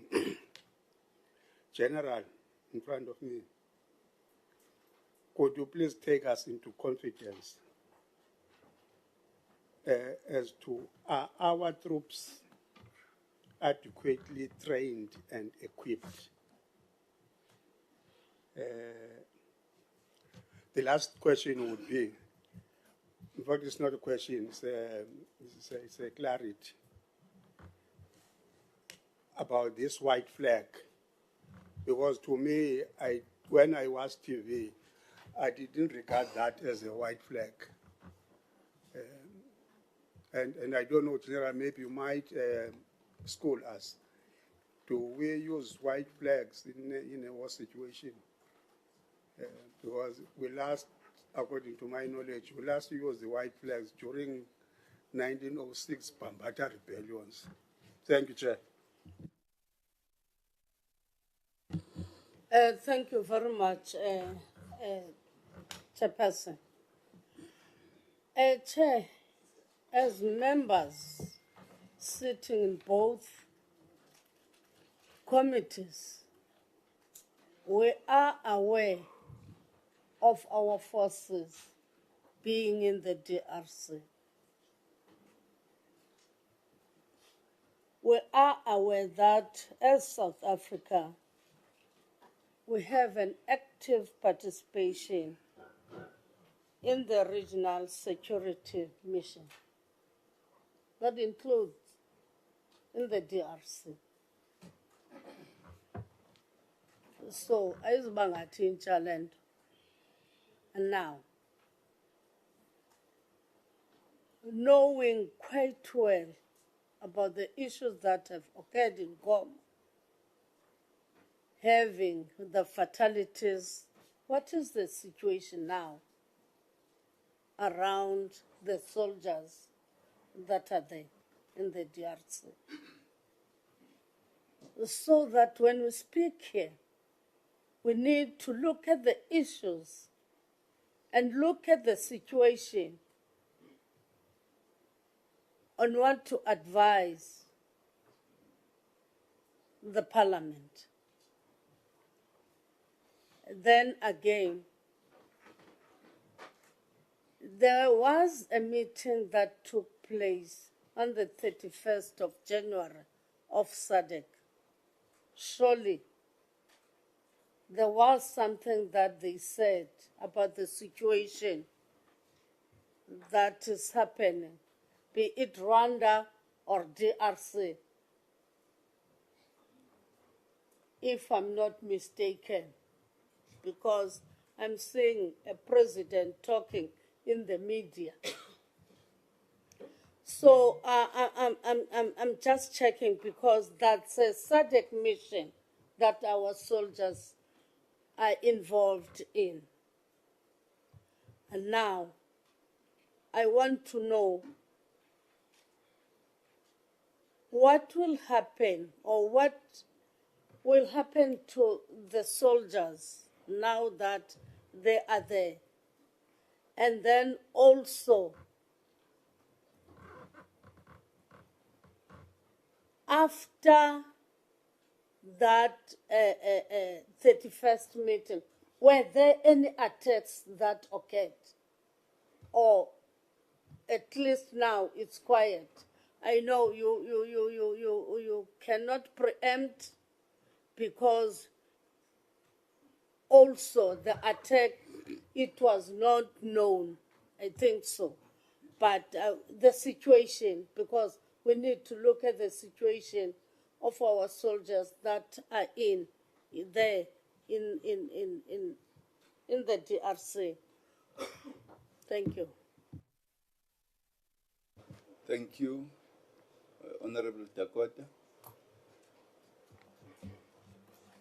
Thank you very much, Chair. Given the presentation, let me welcome the presentation by the Minister and the team. I would just want to get clarity in terms of how this mission is funded, the model, so that we know whether we're overburdening the taxpayers in our country or what, so that we are clear, or whether it's SANDF that is funding or the United Nations, and how that money is deposited to our coffers. My second question would be on the ceasefire. I would ask, because it's very clear that this particular mission will not find a proper expression or conclusion through military processes. What are the processes that you have done to include military diplomacy with all parties involved? What have we done? I think from our side as the defense, we will have to have a joint engagement with international relations to try to invoke diplomacy into this particular matter as part of the negotiations for a ceasefire, but also for a safe evacuation of our soldiers in the DRC. What efforts have been taken to bring military diplomacy as well as the international relations diplomacy? The other point is related to, finally, what is the process or measures undertaken to withdraw from the mission? Because any mission has time frames, even if it's done by the United Nations. You know, either by last year, December, it was supposed to end, or by June, or by December this year. So, what are the measures undertaken?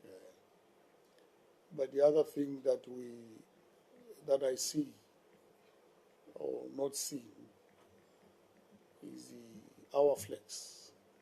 We say these are our heroes, these are our gallant soldiers who have fallen with their boots on. But I don't see our flags flying at half-mast. Or is there anything wrong in recognizing and appreciating their sacrifice as a nation? Because they've fallen in an effort to bring peace in the continent on behalf of all of us and the continent and the United Nations. So why are we not appreciating their sacrifice by ensuring that they died for the flag, and the flag also must pay back through flying half-mast to their sacrifice? Thank you, Chair.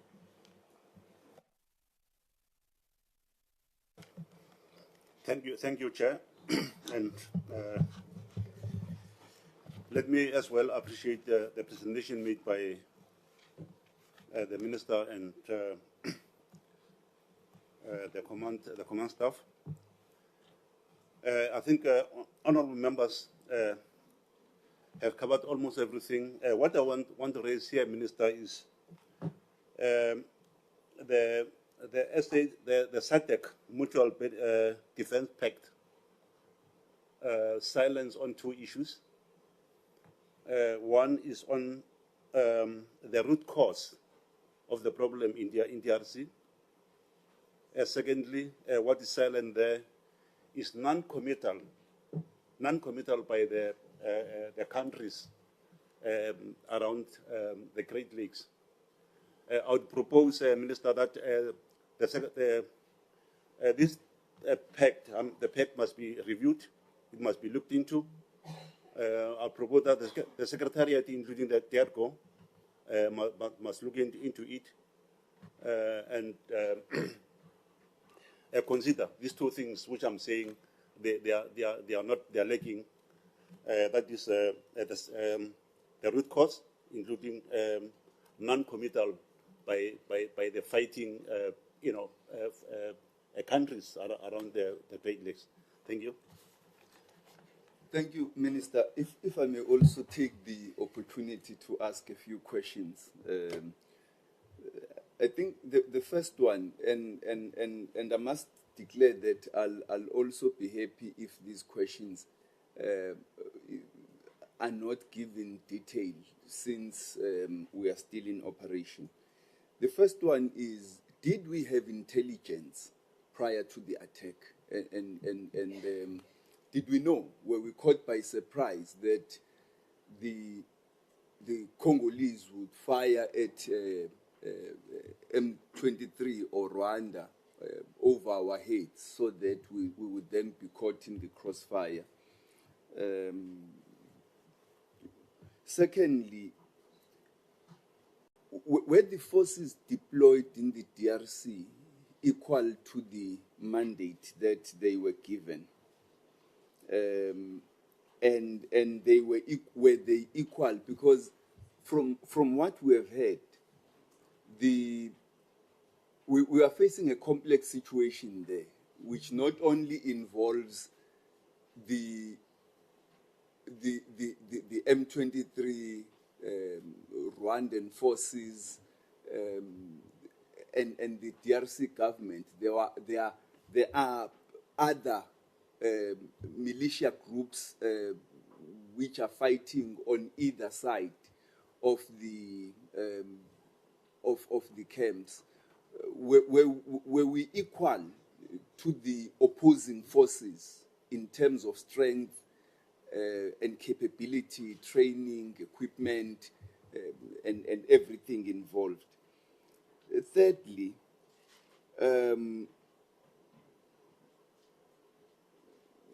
what did we know about the complexity of this mission?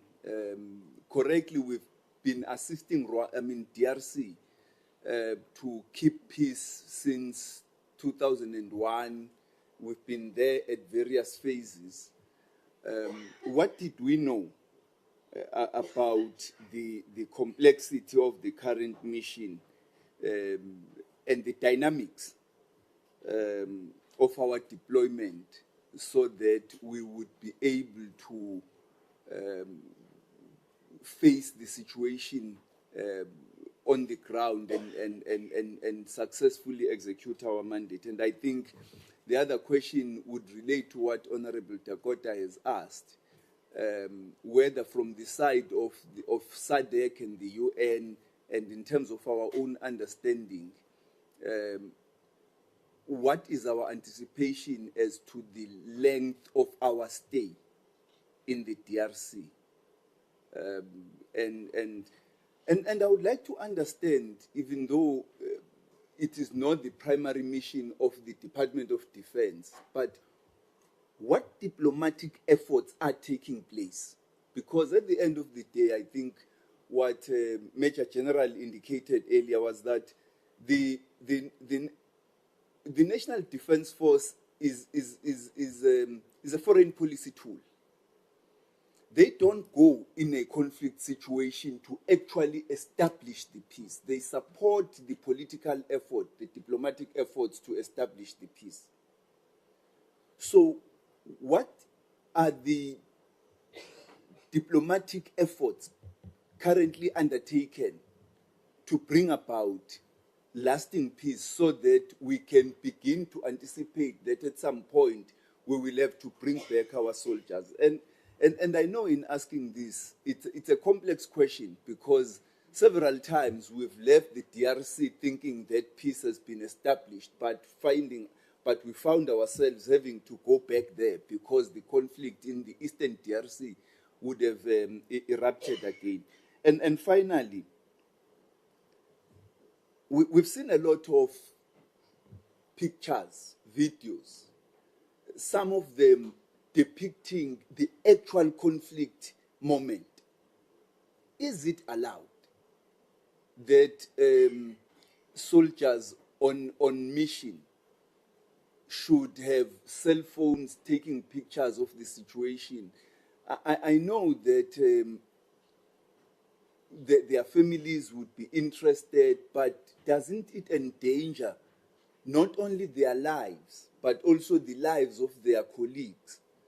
That whilst there is shooting all over, you are carrying a mobile phone, taking videos and pictures of that situation. Doesn't it endanger the mission? So, Minister, we hand over to you. No, thank you very much, Chair. Let me also take this opportunity to thank members for the engagement and the questions which, again, help us appreciate areas of concerns that the committee has. Chair, I won't take all the questions. I'll just answer a few, and then I know the generals will be able to answer. I think when we answer, we'll also have to explain the sequence of events when first the fall of Goma as a city and then at the airport. So there's a member who raised the issue about shooting over our heads. It was at the airport where we have a base, your air base and your logistic base. And that happened that's where we lost the 3 soldiers. So what would have happened, which led to also, I think the statement that one of the members from the EFF raised, was that there was an incident where the missiles came from the direction of Rwanda, and they landed on our base. And that's the first report we have, because after every 2 hours we do get reports of what is happening there. It only emerged later that it was not Rwanda that had initiated the shelling that landed up in our base. It was a response to a shelling that came from the DRC into Rwanda's direction, and Rwanda was reacting. And that's why we said, if indeed Rwanda would have deliberately targeted us as a peacekeeping force, which means they would have been declaring war. But clearly, they were responding to the DRC and not to us. And I think that's where the statement came. So I think we'll clarify the different sequences, because I think maybe because the report was verbal, there would have been some misunderstanding about the defense. The only matter that I must say, Chair, I feel requires answering is these allegations about the reasons why we're in Rwanda. Why we're in the DRC. Chair, it will really shook me to the core that heads of state of 15 countries meet in a specific day. We are saying on the 8th of May at Windhoek in Namibia. Heads of state took a decision for the Summit DRC mission. So from the allegations, so it means all of them, 15, agreed to go and protect the interests of South African business.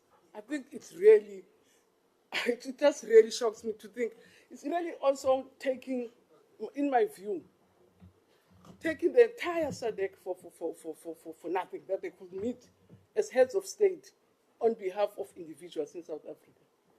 It's a mission supported also by AU. So even AU will sit and support a mission that supports certain individuals in South Africa. Where still UN also, United Nations, sits and support a mission that is supposed to support South African business. It can't be true. It just, common sense says it can't be true. And we did spell here what were the objectives of the mission. At no stage it's mentioned any person's name. So I thought I should raise that the allegations just don't seem to, I don't want to be, I'm bullying, so I don't want to use strong words, but they just don't seem to really make adequate sense. I think the chair also raised a question about budgets, because we're mixing issues, Chair, I think. And the questions that you said I answered, yes, if I am to answer, I'll repeat them. I was talking about the inadequacy of the budget for our own local needs. When we go to Summit DRC, we go, there's 15 countries. The money that supports the mission comes from the SADC countries. Even MINUSCO, it comes from UN. So to say we would have taken the royal flag, we're not going, so why do we take a royal flag if we're not going to war? What we take is things that, like we were attacked to protect ourselves. So you take enough to protect yourself, but you don't take your firepower to a country as if you're going to war with that country. We're not going to war to that country. Whether we call it peacekeeping or what, in our understanding is peacekeeping. That's why we didn't take our fire. That's why we didn't take our fire. So I think people can call it the names they want, but to expect that we have taken our firepower to another country when we're not going to war, whereas we just needed enough to protect ourselves in case, and which happened that we attacked and we had enough firepower to protect ourselves, but would not take the firepower. So I'll repeat those things and confirm that indeed the country is safe in the hands of our members. The other question also was, we're playing big Father Christmas, and then we're in the UNESCO, there are more than 10 countries. The head of UNESCO is even a Senegalese. It's not a South African. So you have your Bangladeshi army. The hospitals are run by Indian doctors. Madagascar is bringing medical. So it's a world mission. We might have been three in the Summit DRC, but in UNESCO there are more than 10 countries that are involved. So there's no South Africa playing big alone. It is. I thought I should raise that. You have India there. I mean, some of the soldiers that we met were in the hospital run by Indian medical personnel. There was a question whether we saw, we did have an opportunity to meet the injured. Yes, we did. We were able to visit the injured at the Summit DRC hospital and also at the UN hospital, right? So we're able to see them, even all of them. We were able to visit them that at the time had been repatriated. That's the soldiers were distracted because they had to protect the minister.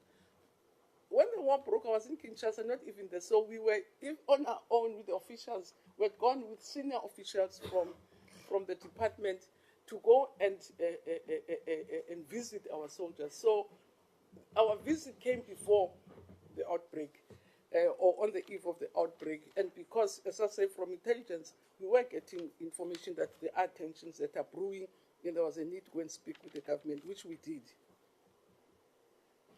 And I want to emphasize the point that you made, and I think that's what we had said with SADC, that the challenges of the DRC have been so long and protracted. But with this modern times, we believe that you can't solve any conflict now by the gun, the barrel of the gun. Yes, you need firepower, but the solution is going to come from a negotiated settlement. That's where and that's where the peacekeeping process is coming to say you will not solve this conflict through war. You can only solve it through negotiations. And I thought also I should just share a few points that I think I should share with the committee. For instance, yes, indeed, they wanted to check if there's a colleague or a member who wanted to check what is SADC doing. As I said, last week, Friday, we went to a SADC meeting with heads of state, and a communique has been issued. It was there in the public, amongst other things that was agreed, was a ceasefire and allow a peaceful negotiation process to go, because that's what we think will bring peace, not any escalation of war. We, even at that meeting, agreed to meet the Eastern African communities, which had already met before. Because you'll remember there was a UN mission which supported the Summit DRC. there was a meeting of AU also, even before we went to SADC, which had met, but also the Eastern African Community also had met. So the agreement there was that the two communities should meet and strengthen their hand in supporting a peaceful process in the DRC. They said the meeting agreed on, before we even are told to go to ministers, as ministers, to see if we'll take the fire. The meeting had decided that ministers of defense and the chiefs will go to the DRC and to make sure that they can really engage directly with the forces. There's a process which has been agreed, Chair, from the Friday meeting at SADC, which is going to culminate in a follow-up meeting. So because there are negotiations, there are engagements, diplomatic engagements taking place during the week, because we're there on Friday, and there is going to be a follow-up meeting on Friday or over the weekend to check how far the processes have gone. So there is a process underway. I think the Chair, I think I've answered the question about the funding model that is funded through the 15 countries and more, as I say, also from UN. The ceasefire, I think we agreed with members who are saying diplomacy is the only agreed process if we want peace in the DRC. I think that the generals have explained the flag. We tried to explain, but I think there's a need to explain again. Who is going to be there? There was a question there. Is all that meeting on Friday identified affected parties? That indeed you will have to get Rwanda around the table, we have to get DRC around the table, but we have to get Kenya also as a country which had first was part of the earlier negotiations, the Nairobi peace settlement. We are going to have to get Angola, which had been mandated by AU to facilitate the process. And so that you don't have a very unwieldy meeting of those two communities. Then you'll have a troika from the SADC countries and also a troika from the Eastern African countries. So there is a meeting that is there. About intelligence, as a part of us going there, Chair, it might have been that we came, I think the Chair will explain. The signs were there. And we had been really trying to do all we can, but unfortunately we ended up where we ended up. Yeah, I think the others, I don't want to comment about videos which I think are unfortunate. Some are old, some you can see that this is a dog touch, just to really spell. And unfortunately, the propaganda drive from the other side has been on high speed. And that's why even ourselves now as members, we speak the language of the propaganda that has been there. We have all stories of what is in the propaganda, and I don't want to create further tensions, because what is going to help us is diplomatic tension. So we don't want to talk about countries because it does create lots of difficulties. But there's been an extreme propaganda machinery, and you can hear even from the narrative at home that, no, indeed, it has reached its audience. Our own station, a broadcaster, invited a spokesperson from another country to come and speak on to the nation of this country, something which I don't think it is ever heard, but the media did it. So, yeah, you have your national broadcaster inviting a speaker from another country, and that's it. So that's the propaganda that has been going on. But I think, Chair, let me, because most of the matters are operational, let me really stop there and perhaps allow the generals and his team to assist us.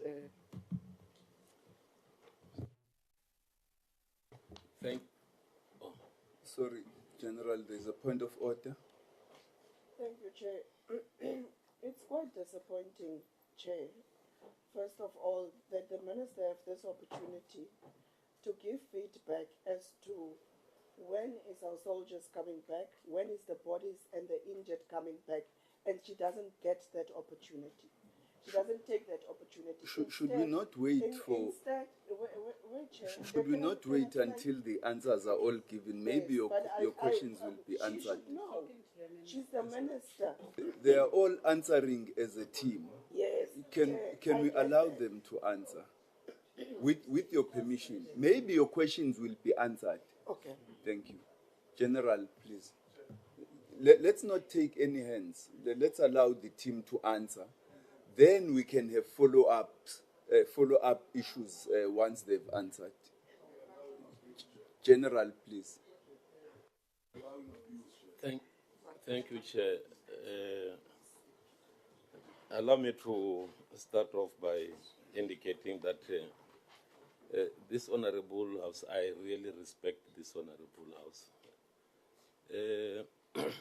The fact that our department is unique, that we have got the accounting officer being the Secretary for Defense, calls for the Secretary for Defense to come and account on governance issues to this committee. I've heard that there had been expectations, and I honestly wanted to say I had been always open to both the Portfolio Committee on Defense and the Joint Standing Committee on Defense when there is a need for us to interact. I've also said to the Military Command Council that we need to invite this House so that at least there is a common understanding in as far as our security architecture is concerned, because I indicated earlier that security is our collective responsibility. Chair, having said that, I've learned quite a number of things with regard to the questions that had been asked. The first one, maybe that I will have to try and respond to, which had been persistently being asked, is when are we going to get the remains of our members back? In one sentence, tomorrow. Having said that, allow me once again to say, coming to the issue of whether we are adequately resourced, trained, and equipped, I will respond to this in three ways. The first one is that this House and the honorable members are quite aware that we have had interaction with regard to the future that we want to build together. We have also then, after the advice from the honorable members of the Portfolio Committee and the Joint Standing Committee, went and devised a plan that we named the Journey to Greatness, so as to respond to the issues that pertains to the security of our country. Honorable Chair and honorable members, I think at this moment, when our country is mourning, maybe we should have a session that now addresses the challenges that this organization called the South African National Defence Force is facing. Because it was in the interest of both the Portfolio Committee and the Joint Standing Committee on Defence to say, we will be your mouthpiece when it comes to issues of this nature. We really appreciate that gesture. And that is the reason why I think maybe, because this is a very important and crucial issue that is being raised, we need to engage once again. Having listened to that when we came up with the Journey to Greatness, at least we understood that your effort hadn't been in vain, because we have received indications that the honorable members had agreed that indeed there is a need for us to build the defense force so that going into the future, we may not face challenges that we faced previously and today. You have made it a point that the announcement that the defense force budget must at least be 1.5% of the GDP. And that is as a result of your efforts.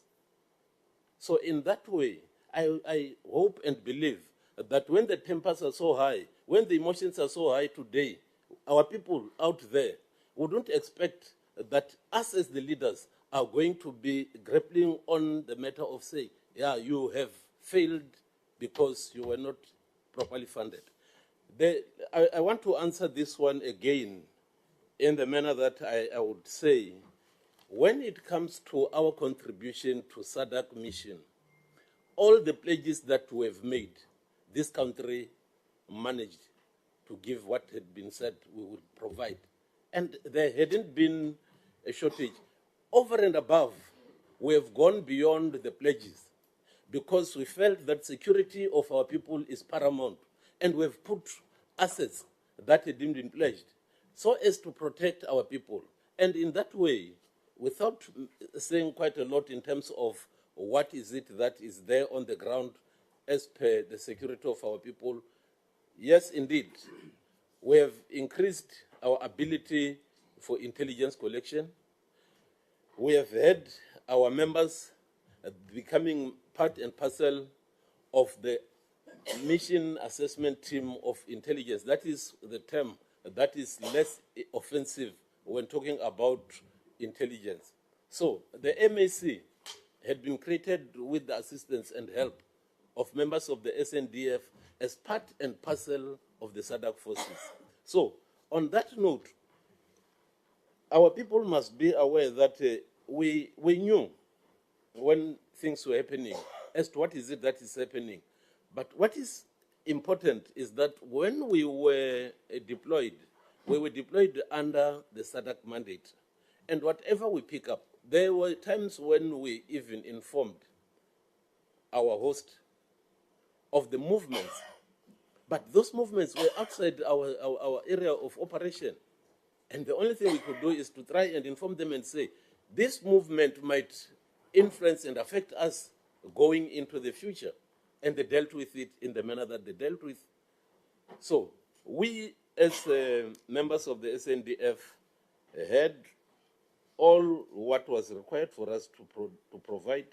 Coming to the issue of whether our members had been really properly trained, I will indicate that for every mission, before any deployment, prior to being handed over to Chief Joint Ops, there is what we call combat readiness training. And this training takes place in various units, and services do combat readiness training. Then they provide the combat readiness certificate. Part of it are the exercises that take place in Luatla. Those exercises are meant at least to determine how ready are your soldiers in carrying out the mission that they are required to do. After doing combat readiness training, Chief Joint Operations then receives the soldiers, and these soldiers are then put through what we call mission readiness training. And this is the training that is tailor-made specifically for the type of the mission that they are to conduct. And indeed, this grouping that went there, they went through combat readiness training, they went through mission readiness training. And it was not for lack of training that we suffered casualties. Being a soldier, I will share with you that most of our casualties did not come as a result of close combat. It came as a result of indirect fire that was directed and DF'd to our positions. We then realized that, indeed, some of the things that are happening are things that, is there anything that we can do to avoid that? Yes, indeed. We increased security of our people, both in terms of intelligence collection and in terms of how do you then counter this bombardment. The bunkers were created, which is the logical thing that soldiers will do. We then said, are the bunkers that are available sufficient? And then they developed them, fortified them, because we realized that this is the nature of the warfare that we're going to face, and therefore the bunkers that we had to be fortified. And as I said, we train as we fight. And when we learned that we need to do that, we fortified. So our members had been resourced, they'd been properly trained. We have done everything that needed to be done in order to protect those that were in the battlefield. The next issue that Chair and honorable members that I would like to touch on is the issue of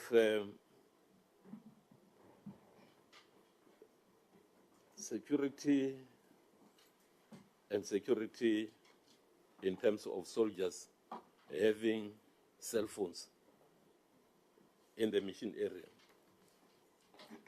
We said technology is a friend and technology can be our enemy. And we're not going to really say cut your youngsters from being interactive with technology. But we went out almost 5 years, if my memory serves me well, to come up with the instruction that now determines and rules on how people must use this technology not to be a threat to our security. So that instruction spells out when can you make use of your phone. Nowhere have we encouraged our people to go and take pictures like the James Bonds. We had never, and in that instruction, we had put things that need not be done that will jeopardize their security.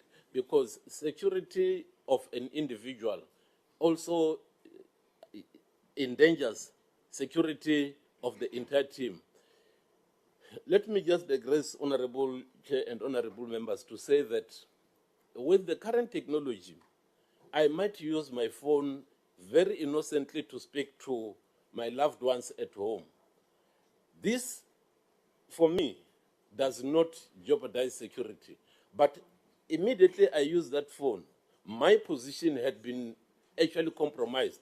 And anybody who wants to know where I am or the vicinity of my headquarters will pick up that it means if the chief is here, therefore the headquarters of this entity is at that particular point. So I am saying it is not part of what we teach them, it's not part of what we have instructed them, but in each and every situation you will find people doing things. And most of the time, when we pick that up, we indeed punish or we put measures to say, if this is what is happening with regard to phones, on this particular front, no cell phones. But then, when you do that, you are depriving yourself of the ability to get part of the information that comes informally, because intelligence does not only come through the direct line. So, honorable members, I just wanted to touch on that particular part because it is not what we have instructed them to do. I will not care and honorable members waste your time in trying to define whether ours was a peacekeeping or a peace enforcement. For this had been said several times. And now, Chair and honorable members, I also want to try and venture on that our role in the DRC in current dispensation as to the current situation. Currently, the presenter just touched on there is currently no fighting, let me put it that way, in and around Goma. Chair and honorable members, that does not mean that things may not change, because war is a fluid and dynamic circumstance. So the issue that I also wanted to touch on is that this is maybe the time that one will have to raise this matter of emotions once again. Emotions in the sense that the soldiers that are deployed are not only members of their families, but they are family members of the defense. We spend more time with our soldiers, and this organization is in mourning. And at the same time, we are doing everything that we are supposed to do, and we will do everything to support the families. The Chief of the National Defense Force, on the eve of this, issued the instruction to both the chaplaincy and to the social workers to say we don't want members of the deceased, family members of the deceased, to get this message by the media, and therefore we sent members to go and inform the families as well as give support to the families. We went further and said, how then can we be of value to our members? We have created a structure within the Defence Force that is very informal. First and foremost, I want to underline that it's an informal structure, but we have tried to formalize it by virtue of the wives of members of the Defence Force had come together as the Spouses Forum, because most of the people that are deployed are males. Then their wives are therefore supported by the Spouses Forum. We have got a good number of females that are deployed. They are equally supported by the Spouses Forum. And that is something that one needs to underline, because it is not the Spouses Forum deals with the wives of the deployed members. The Spouses Forum deals with all the members, the spouses of the members that are deployed. So the Spouses Forum, as we talk today, they are distributing whatever little that is required for those who will be visiting the families. And that is just the gesture that they make. And the department is still considering what is it that in the formal structure need to be given to them. So the support structure that we have had been deployed to go and support the families.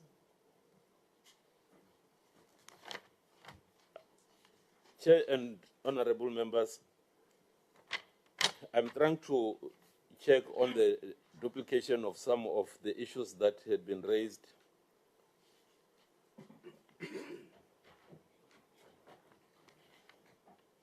In terms of the question about whether we haven't deployed our young people to go and die, the South African National Defence Force cannot be equated to one animal that brings babies and eats its babies.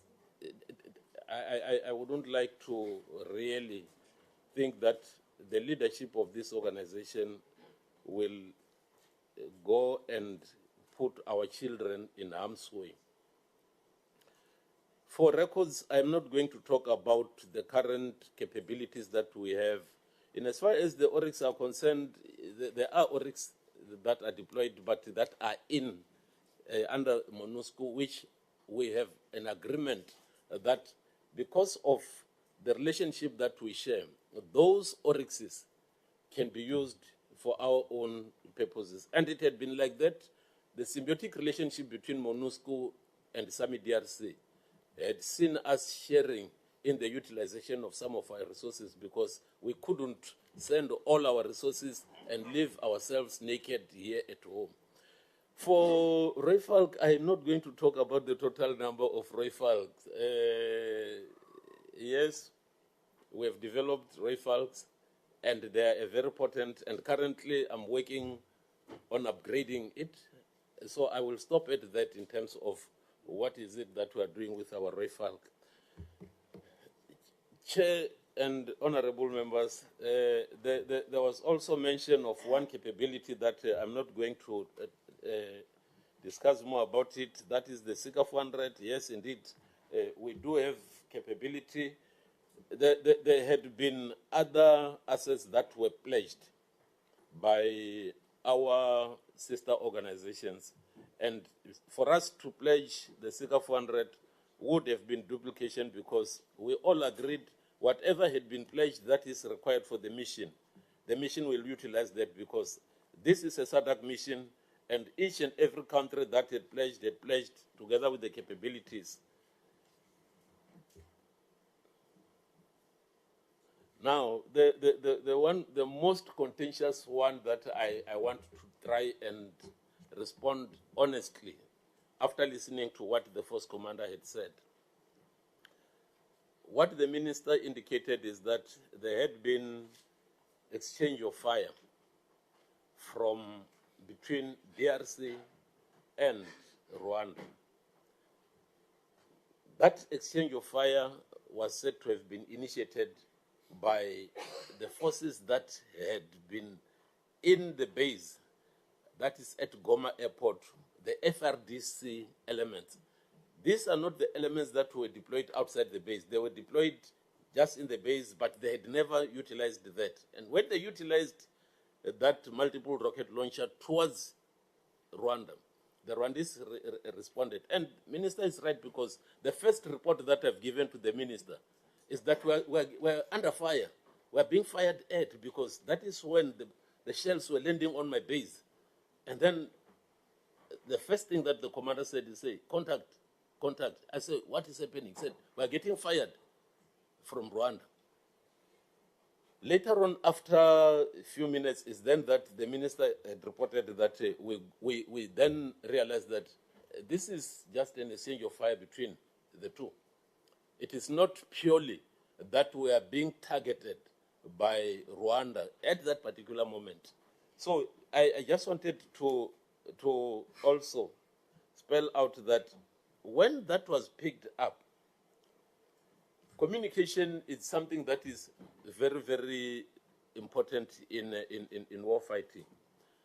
Then there was communication that ended up now with those who are firing on the other side to say, hey, you're firing at us. What is wrong? Then we were told, no, we are not firing at you. And then the commander had decided to say, for them to be able to see the parameters of our bases, that this is not FRDC.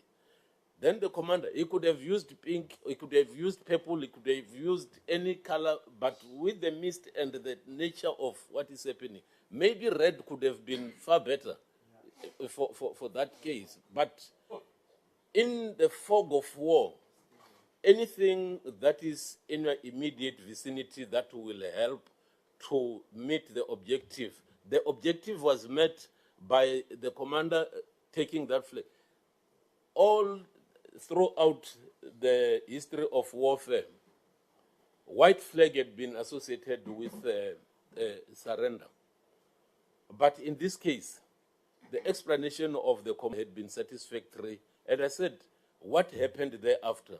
He said the fire had ceased to fall onto the positions of my troops. Now, I said, if that is the case, it means you have achieved the objective. Even if you had used any other color, you could have achieved it. But in future, you must avoid the use of a color. But, well, next time we will... General, you're speaking through me. Thank you. Continue. Thank you, Chair. So let me step down on this one, because the point is made that what was required was for us to demarcate it.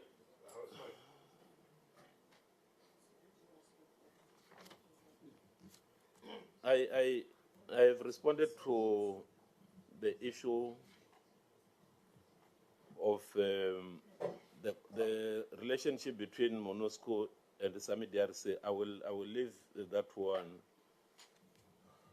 The next issue that maybe it's not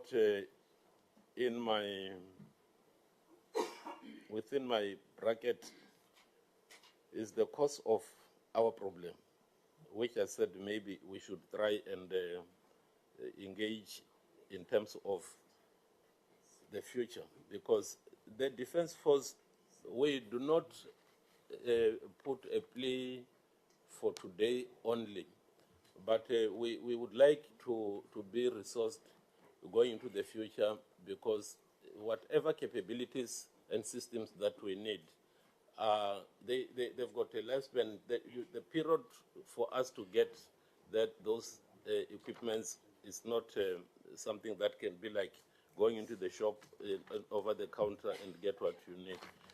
Honorable Chair, I think I will stop at that. If there are other issues that I haven't touched, because I have written almost 8 pages, but I can't really go point for point. And Honorable Chair, if there is anything that the honorable members I haven't responded to, because I combined some of the questions that were asked by several honorable members. So allow me to stand down, if I may, Honorable Chair. Thank you. Thank you.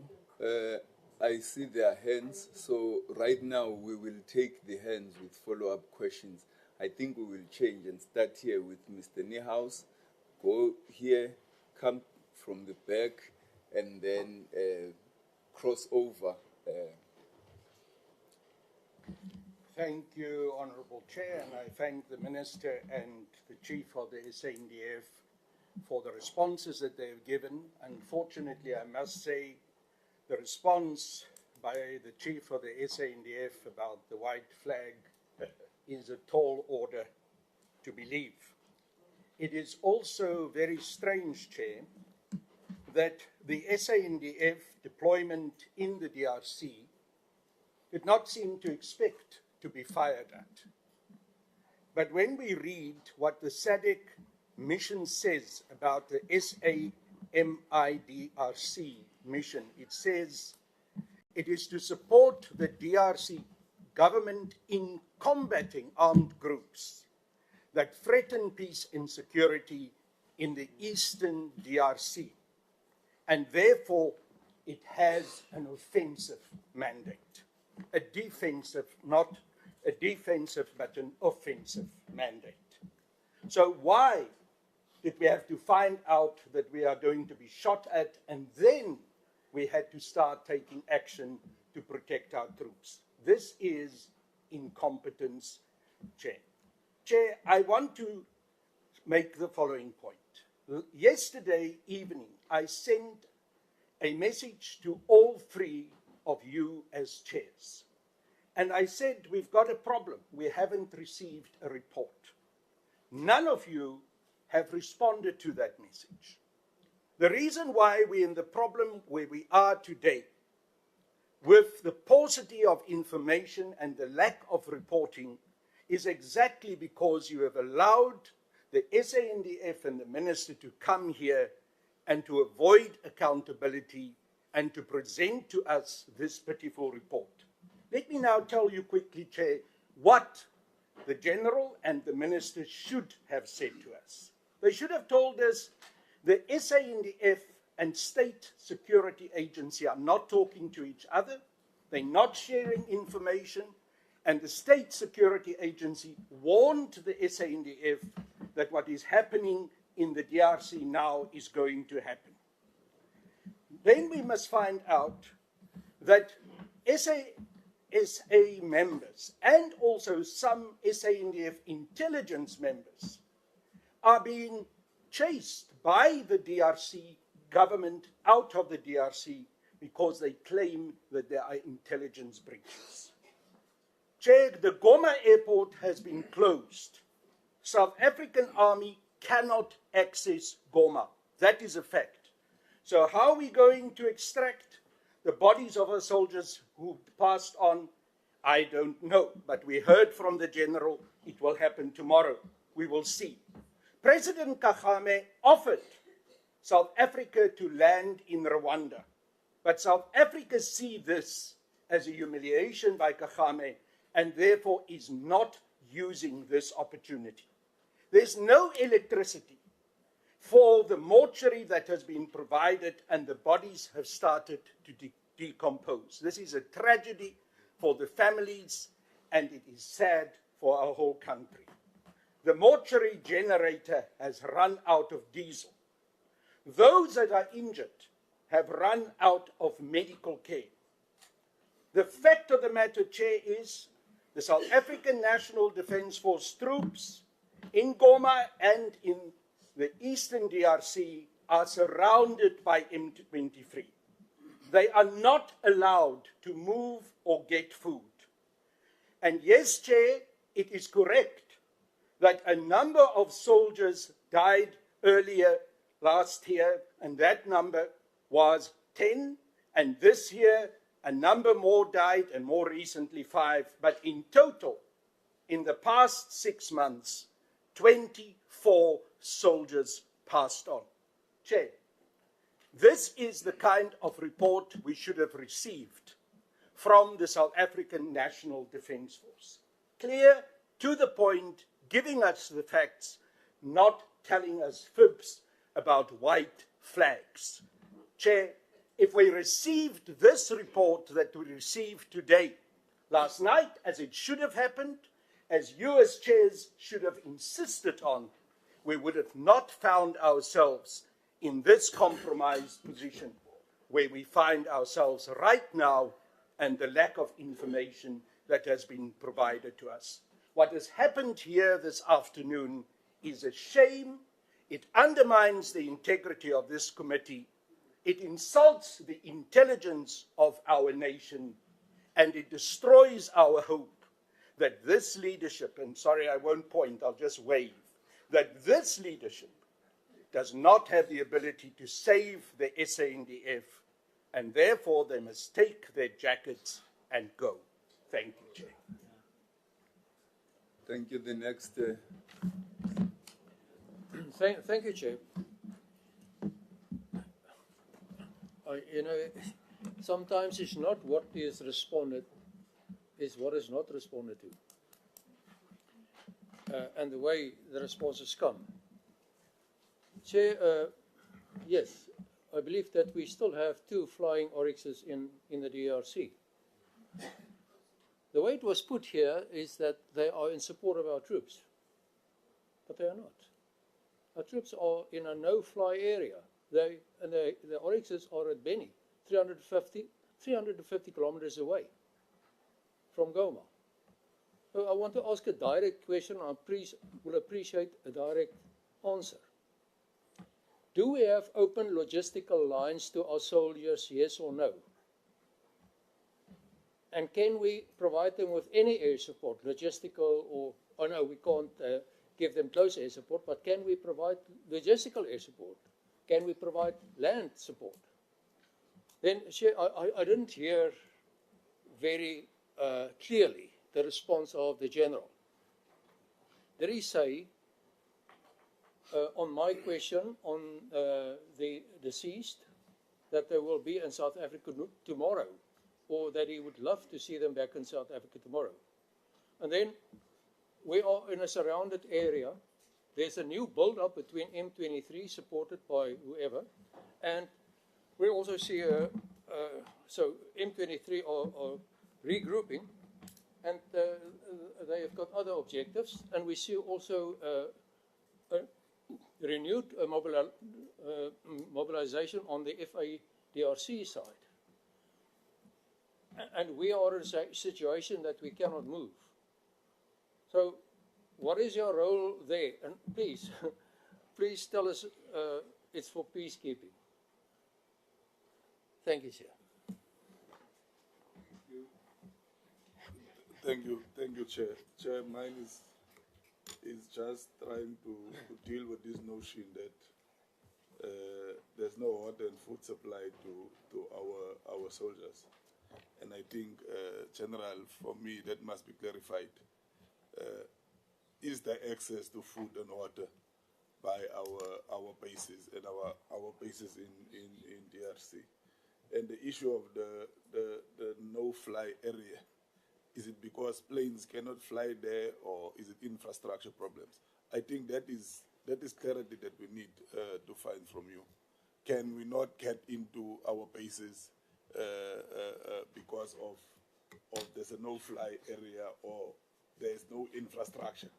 We cannot land somewhere in the DRC. So that is some of the things that I think must be clarified. And the food and water thing, General, please clarify us. Is there water and food supply to our soldiers in the DRC? Chairperson, thank you, and thank you for the responses. General, I put a difficult question to you, which I understand is not easy to answer, and that is your own generals having reservations about their deployment. And there was much said about that in the media. And I'd ask you, again, to comment about that, where your own generals were warning against the deployment due to lack of facilities, lack of resources, underfunding, which we have raised continually. Now, it's further reported that another general has said that there's basically a stalemate situation in the moment, with the problem being that once should the SANDF wish to start engaging to relieve our besieged soldiers there, the people are going to start killing our own soldiers that are there. So the status of our soldiers there at the moment, is it a stalemate? We appreciate now there's a ceasefire, but as soon as one wants to relieve them. Secondly, I appreciate the fact that you indicated that the remains of the soldiers will be repatriated tomorrow, whether that is the beginning of the operation or not. And I understand, again, operational issues. But when will our troops be relieved? That is the key aspect. Those troops that are now sitting there, the reports are with limited water, limited food. When will they be relieved? And is there a diplomatic process to engage that? Thank you, Chairperson.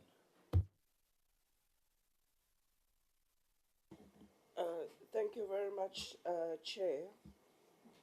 Chair, the two ministers, the minister and the deputy minister, failed to take the country into confidence, and they had this opportunity to do so. Instead, the minister took this platform and podium to protect and respond to things that shouldn't even concern her. That is up to the presidency spokesperson to respond on that. Her duty should have been to give the country answers as to when is this mission ending. As they have concluded it in Windhoek. Now give us a date and time. When is this mission ending? What type of mission is this that can't end, General? What type of mission is this that can't end? It's just continuous. You said you have seen the injured soldiers. And then you even reported here, you have seen the injured soldiers. Why is those soldiers not here back? If you have seen them, why are they not back in the country if they are so much injured? Why did we leave them there? So, General, your connotation of the white flag, you are misleading us and you are bringing this parliament into disrepute. And that is very irresponsible of you. For a person in this position, you don't take ourselves serious and our intelligence serious. So please, if you are doing it at some Likotla and at ANC cabinet meeting, not here in parliament, not here in parliament, and then you say we should have used, even playing it down to a red flag and not a white flag. People are dying. Families are sitting without breadwinners. And you and the minister, you come here, you come and frankly wasted our afternoon.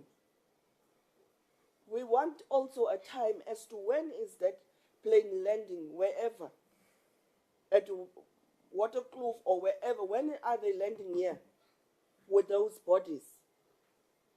Because we want to give our brothers and sisters that have died there, fighting for God knows what they were fighting for, a dignified send-off. And then you didn't touch on the issue of standing down on the state of the nation in displaying what you are having and all of that. You haven't even touched on that because you just want it to continue as normal. So if it's indeed safe to go there, Chair, we must write to maybe perhaps as this committee and if you don't want to write it, we'll write it ourselves as the EFF, to state that the Defence Force must not be allowed to display on the day of SONA 1. And 2, on the removal, because you didn't speak about any consequence management of even those generals that went and played golf. We're continuously seeing photos of people getting out of helicopters and all of those things. Putting the ministers displaying those populace from her office.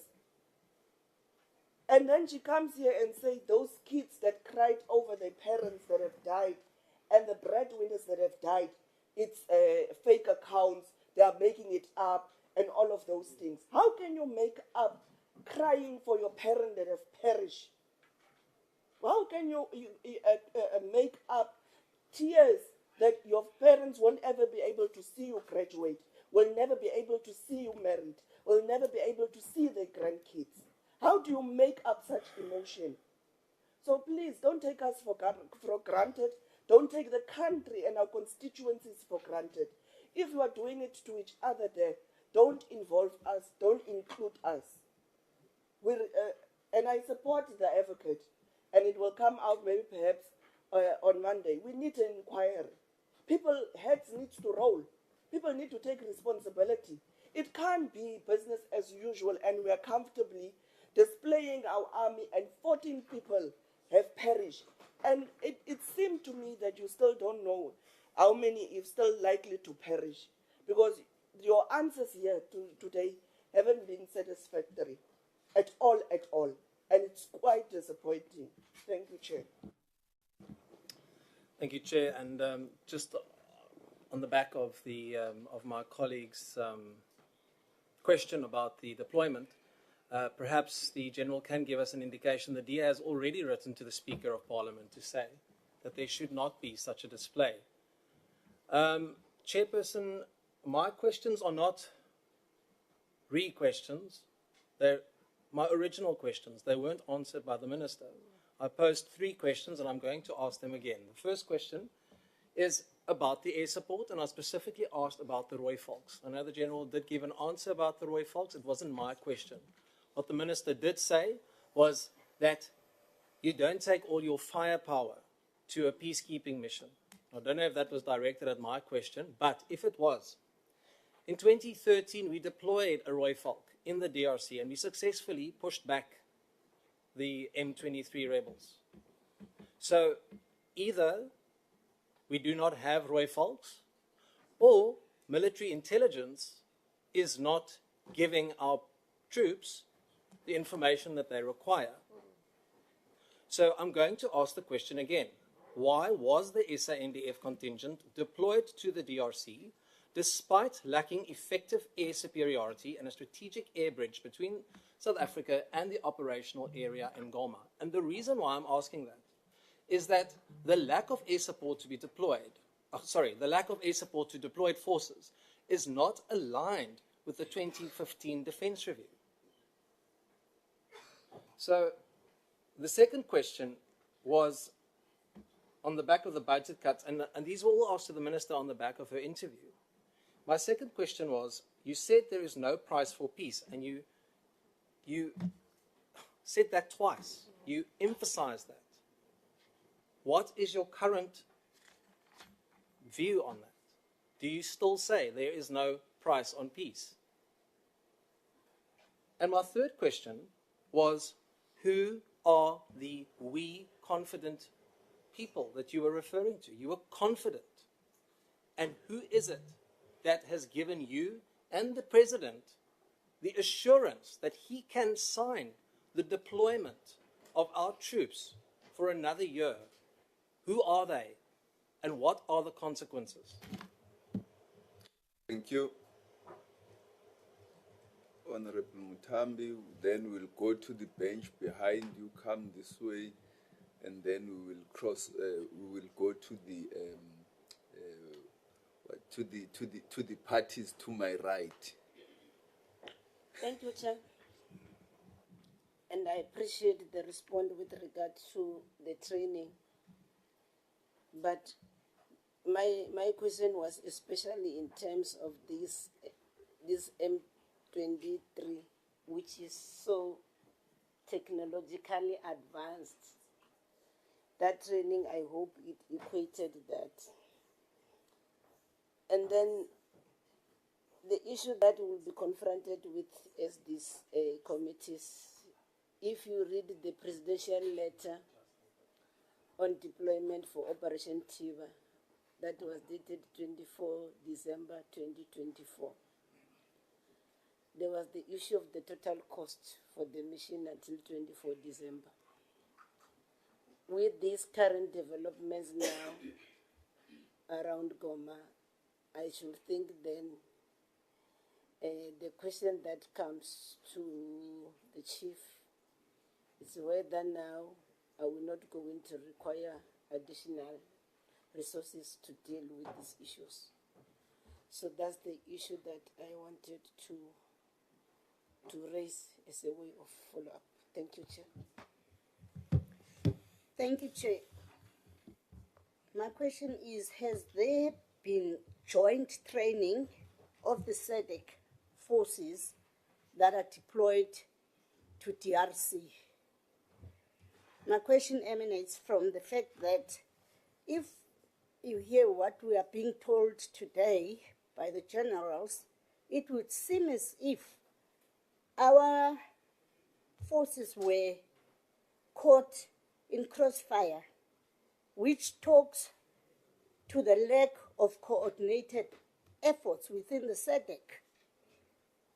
That brings me to the next question that says, why are we hearing about 3 countries that are in DRC at the moment if SADC is made up of 15 countries? Did I hear wrong? I'm hearing 3 countries instead of 15 that are there.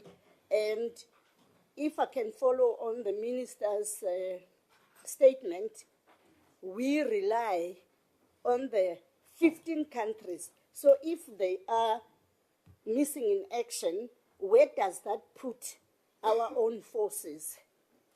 My next question says, why did SAMI, DRC, and SANDF contingent not reinforce their positions and personnel when the M23 was making southerly advance, considering that reports in open media prior to the attack on Goma in late January clearly noted the advance of the M23 and that it was advancing south to Goma.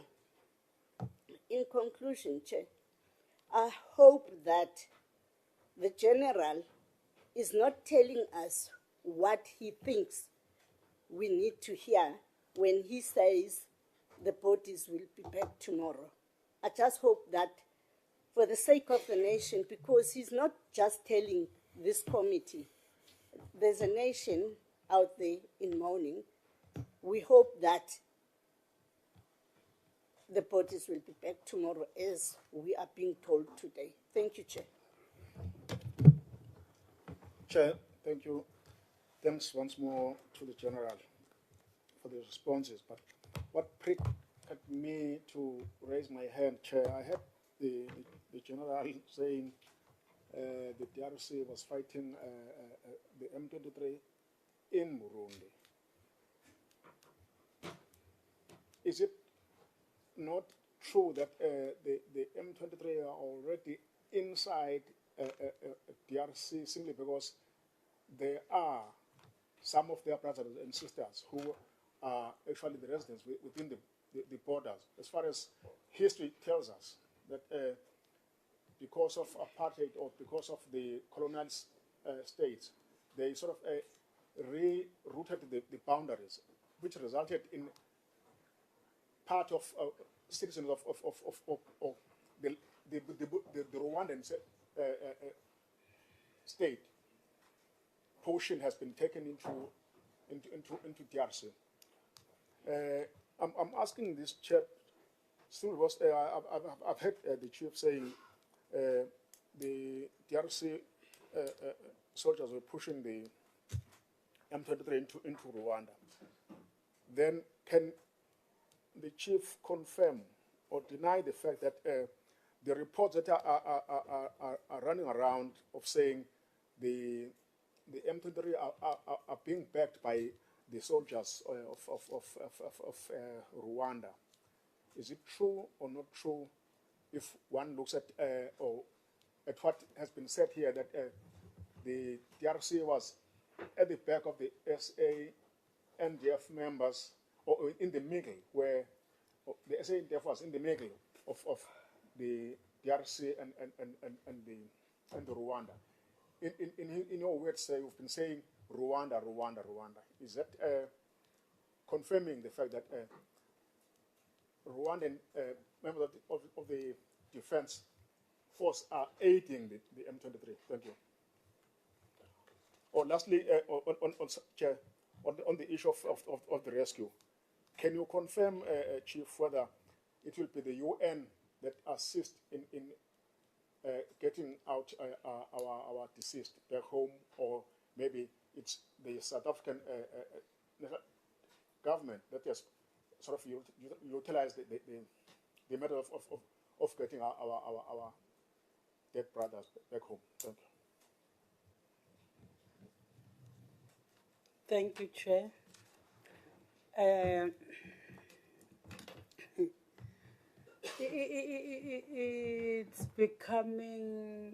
It's now becoming a norm for the generals of the Defense Force to come and mislead this committee.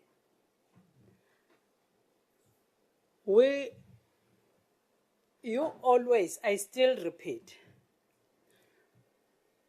there are ships and the aircrafts who are unserviceable. When we ask from you, you cry about budget cut. And on the other side, you do have resources. I still repeat, you do have resources that we are spending on the mission, yes, at DRC. But today the general says, and the minister, the money, all the resources comes from SADC.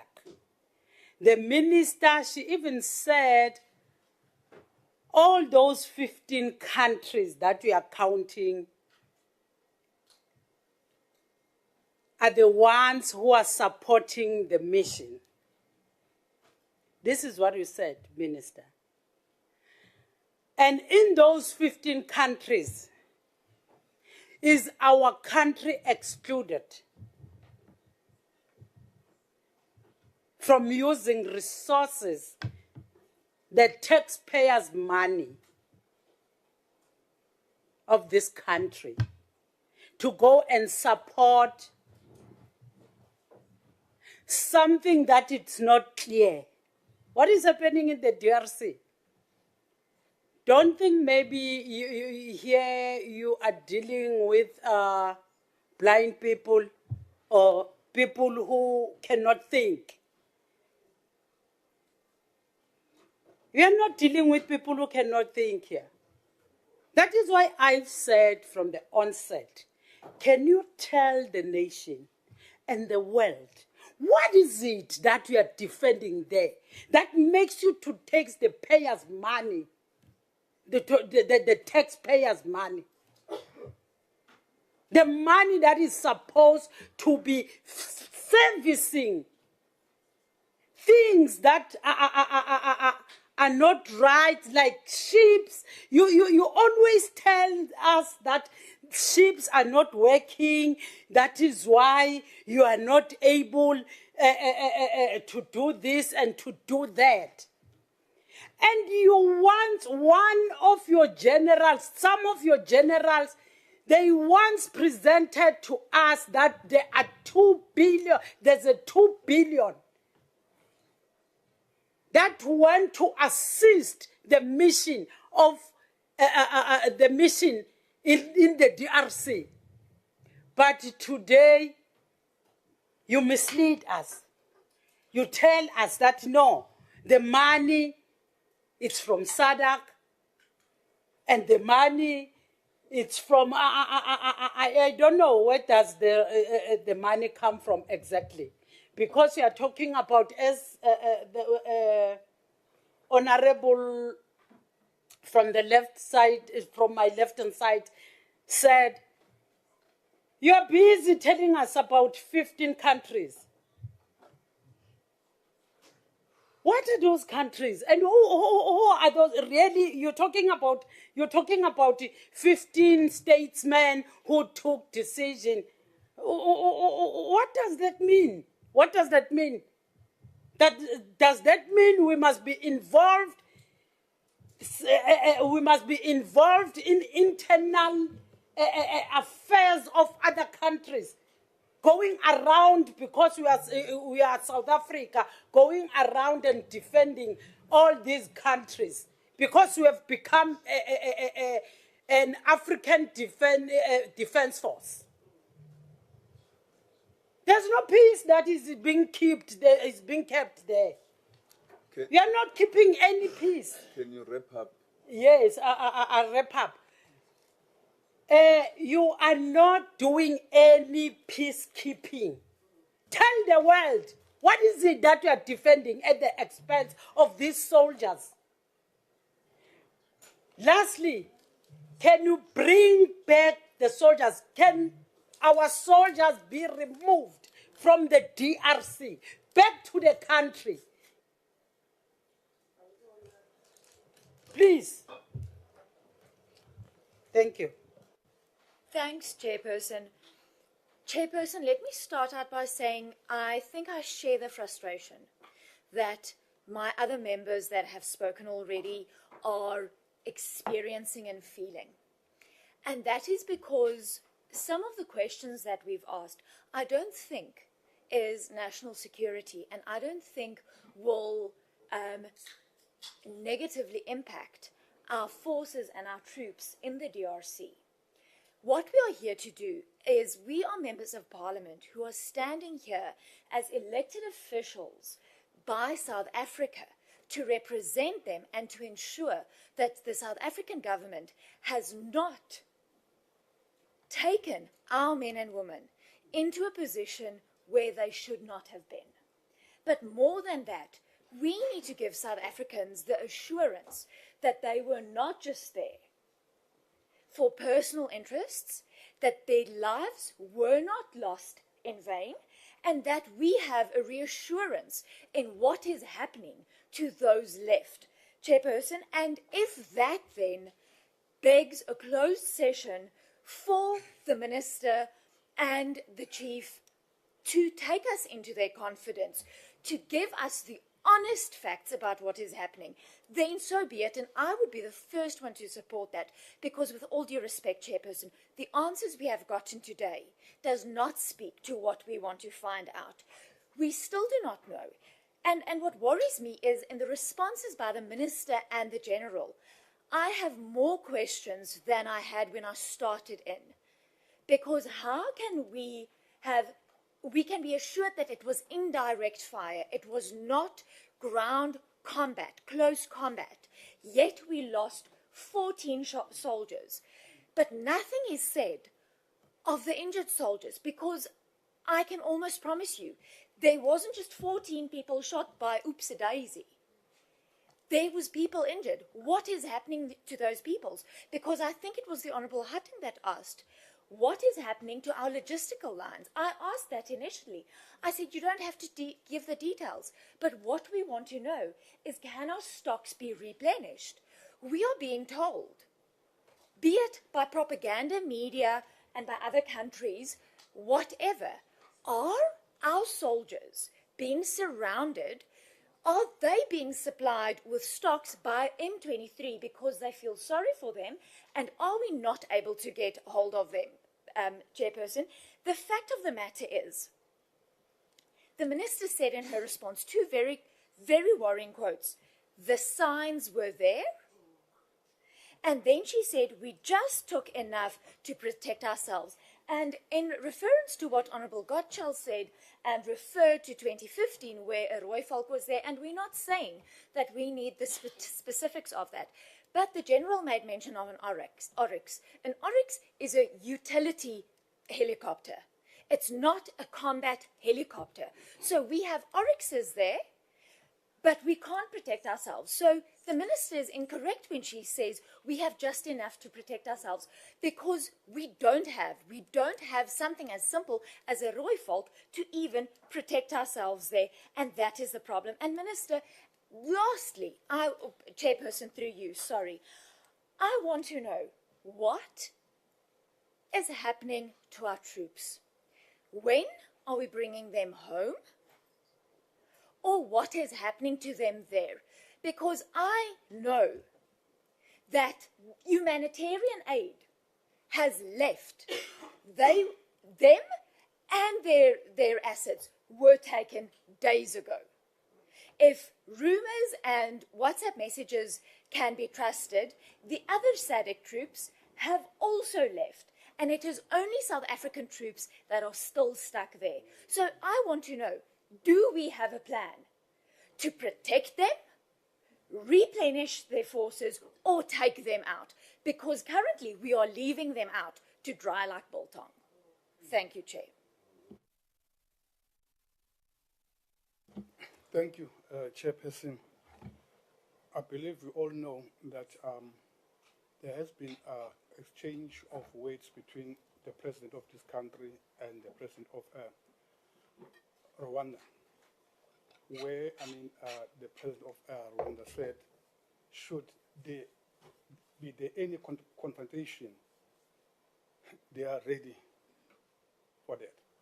I'm checking now the status of our country in terms of capabilities and combat ready. It may happen, maybe that question may not be answered here, but it's important that maybe if it's not answered here, that the question is, are we ready in terms of capabilities, equipment, or, now, I'm worried about that because looking to the intelligence of our country, I think we have a problem. Because they were supposed to be able even to see before, what happened, but it didn't. They couldn't see it. Now, I've got, another question that the minister said, well, the SADC or MINUSCO is paying for the deployment. That's fine. We know that the president always, write a letter to say, I'm deploying the soldiers, then that money will come back. But my question, what happens now with the cost of the repatriation of the remains that are there? Who is going to pay for those, remains to come here? And is there any compensation for our soldiers that have, died there, or is going to be the liability of our country? Chair, I think, let me go, I asked a question about how many soldiers are deployed by South Africa to DRC and under SADC and MINUSCO. Now, I'm looking at this. If you look, in DRC, we have only Malawi and Tanzania and South Africa that are part of the peacekeeping. But countries like, Uganda and others are not part of that. In terms of numbers, does South Africa have more soldiers than the other two countries, that is Tanzania and Malawi? If they are more than two countries, it seems like South Africa is like a defense force for the DRC. Maybe if I can be answered on that question, because to me, I'm worried now about when it comes for any circumstances that may take place, South Africa will be responsible. How many soldiers are deployed there? And then two, I think the last one, there is, a strategy in the department that soldiers that are above 55 years cannot be deployed to those, peacekeeping missions. What's happening with the experience that we need there to say we cannot send the people to experience.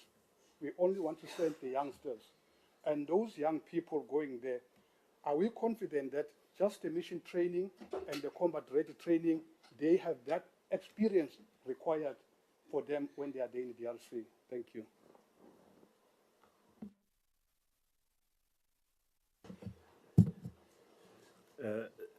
Thank you, Chairperson. And this colleague asked if we are ready, combat ready. I don't know if you've seen the inaugurations, and those paratroopers, there's always a casualty. They knock themselves out when they get to the ground. We're not ready. We don't have properly trained soldiers. If you look at it, it's we are sitting ducks. And so, Minister, I asked a question, and it was the first question I asked, and you never responded. On the 29th of January, last week, and I hope you can remember, you said the President, if he had to issue a warning to Rwandan forces and the President stating that hostilities against the South African National Defence Force would be considered a declaration of war, it could have avoided the catastrophe. And I'm asking you, that's what you said. Are you saying that the President neglected his duty, causing the death of 14 soldiers so far, and who knows how many more, if we have to go by what the possibility of injured people there as well, because one died just 2 days ago. So, because if that's correct, and the President neglected his duty, the President must be impeached. Because the death of our sons and daughters can't have a negligent man holding such a position, causing the death of South Africans. I mean, it's not the first time he's done that.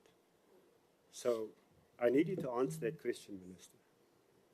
Thank you very much, Chairperson. Chair, thank you. Thank you very much.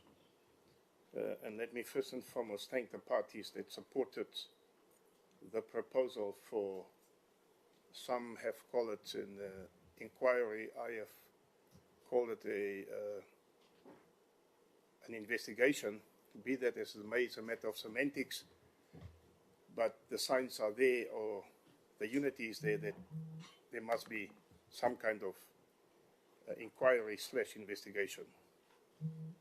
That is the first point. The second point is, Chairperson, what we have seen here or heard here today is, and what we know, what is happening on the ground, is a total misrepresentation of what we know, what has been reported by credible media houses and sources, and even governments, communications. It is reported that our soldiers are under siege by M23 forces. They are surrounded. It is reported that they are running out of logistics. They don't have any logistical support, i.e. food, diesel, and all those type of things, General Lamisa. They are under siege. They are just sitting there. They don't know what to do. And we were hoping to get the full truth and nothing but the truth here today. But it would appear that the truth is evading Parliament today, Chairperson. That's the second point. And then on Sunday evening, there was a retired general, he retired December. They call him Fanisa Sankara Shezi.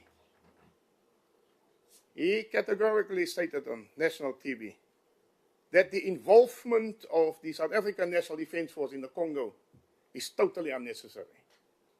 Should not be there. As a general that retired just now, December, he was in the top leadership of the army. He was on the show of Heidi Jokos. You can go and search that.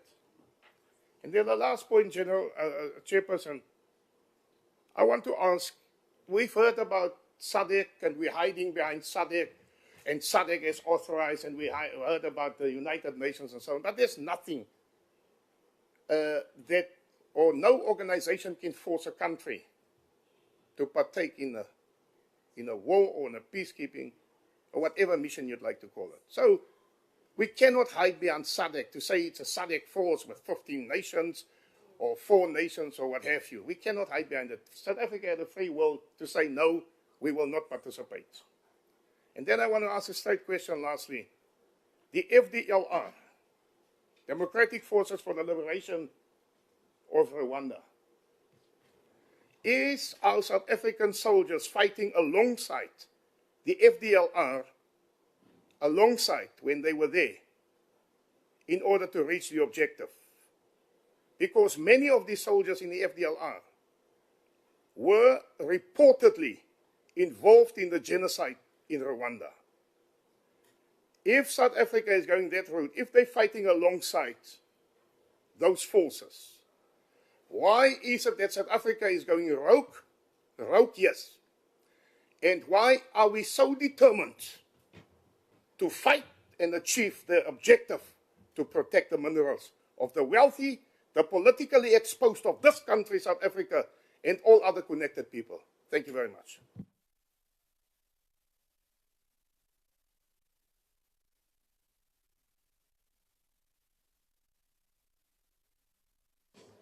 Use your mic so that we hear you. Thank you. Thank you, Chair. I'll limit myself to 2 finance-related questions and then a statement directed at the Minister.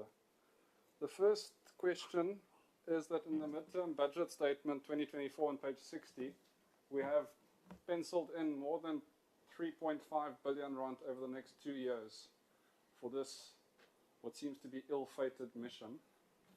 So am I correct in my reading of the budget that this horror movie will now continue for at least another 2 years, especially given the evasive answers on when our soldiers are coming out? And the second question is that the DoD received qualified audit outcomes for the past 5 financial years.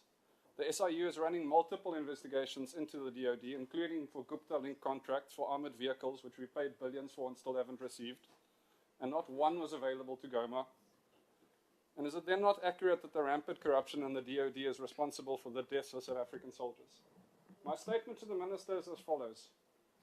Your responses here strike me as taking on an arrogant tone. You say to us that if you missed our questions, then we must ask them again.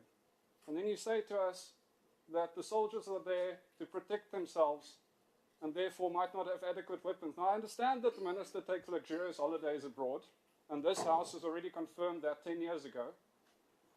But this is not a holiday, Mr. Chair. Our soldiers are either there to fight or they should come home. Minister, I think you ought to resign in disgrace and go off into the sunset instead of coming here with that attitude.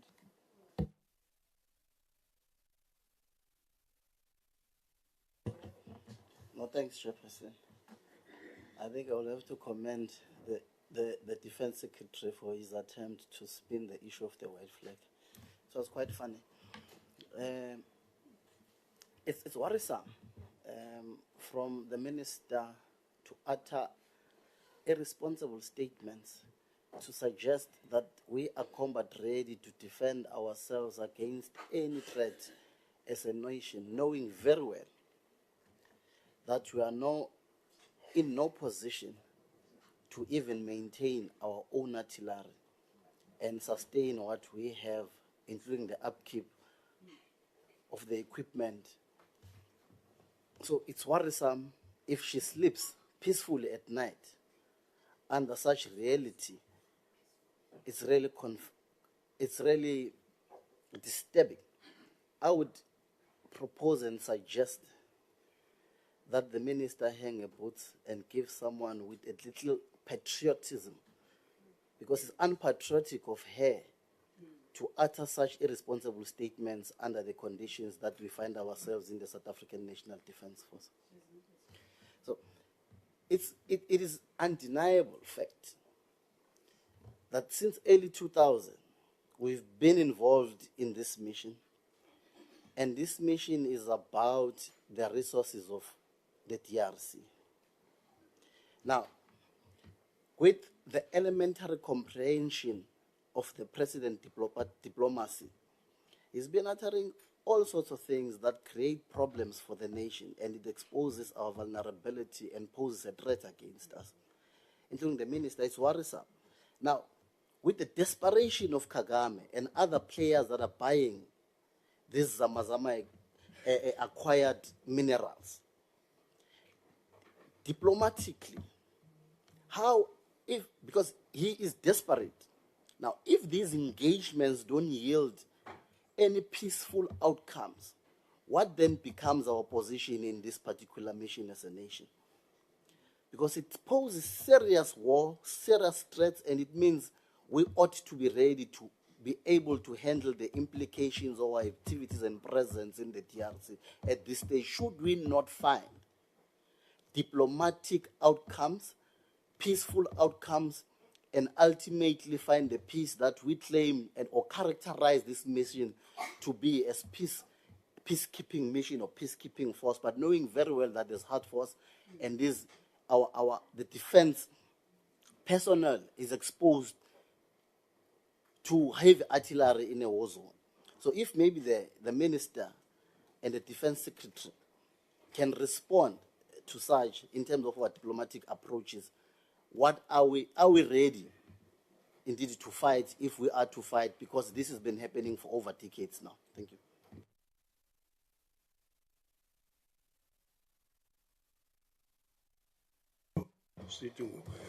Thanks, sir. My advice to the office of the minister is for them to improve on communication so as to avoid these different signals. Because as we all sit here, we've got different signals of what is exactly happening in TRC. The office of the minister, the office of the president, and the chief of the SANDF. Thank you. Thank you very much, Chairperson. I'm always the last one, can say that. But now that we have been briefed by the minister and the SANDF, I think now we know what is happening in the DRC. Let alone that it seems as if we as members, we had our own information. Being given the answers, we're still having those information, and we want the answers to be like that. I think for us, we need to make an assessment and evaluate the situation of our soldiers now that we have been given this information, and take a decision of what must happen to those soldiers. We must leave out all the other issues. We've said that when are they coming back, those bodies? And yet we're saying again, they're being put there, they're not coming tomorrow. And yet we have been given that information.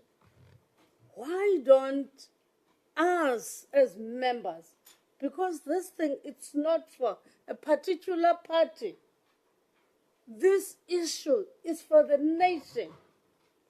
Because those soldiers, they are not for a particular party. Those corps of those soldiers are not for a particular party. Then we need to grandstand. We're talking about lives lost here, being on a mission. I think us as members, we've said that we cannot do anything except we're given the correct information. then out of that correct information, and yet you are still saying that this is the wrong information. Which information did you want? Which information did you want to hear? Now say to the minister and the generals, look out at the situation, weigh the situation there in the DRC, evaluate and make an assessment. Then when you want to see, advise us. In fact, we're going to tell you of what you must do. Thank you. Honorable Dakota, then we'll go back to the minister and the team.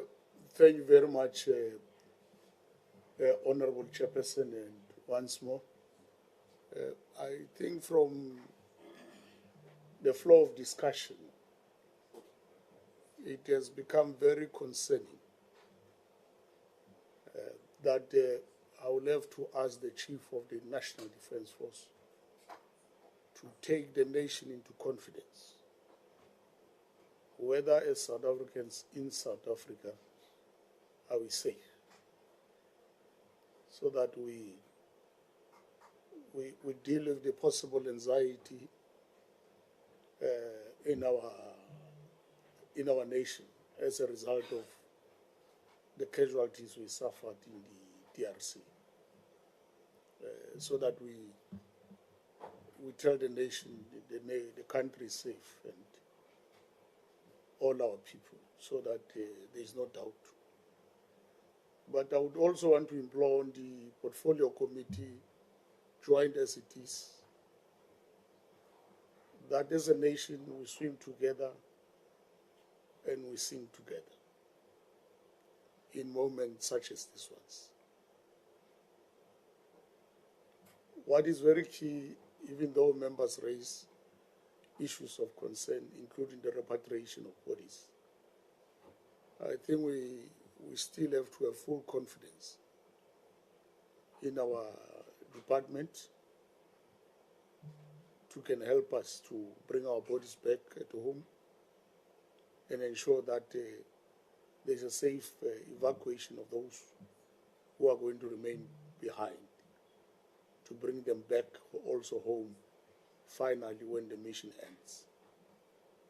So I would implore on the committee that we are solution-driven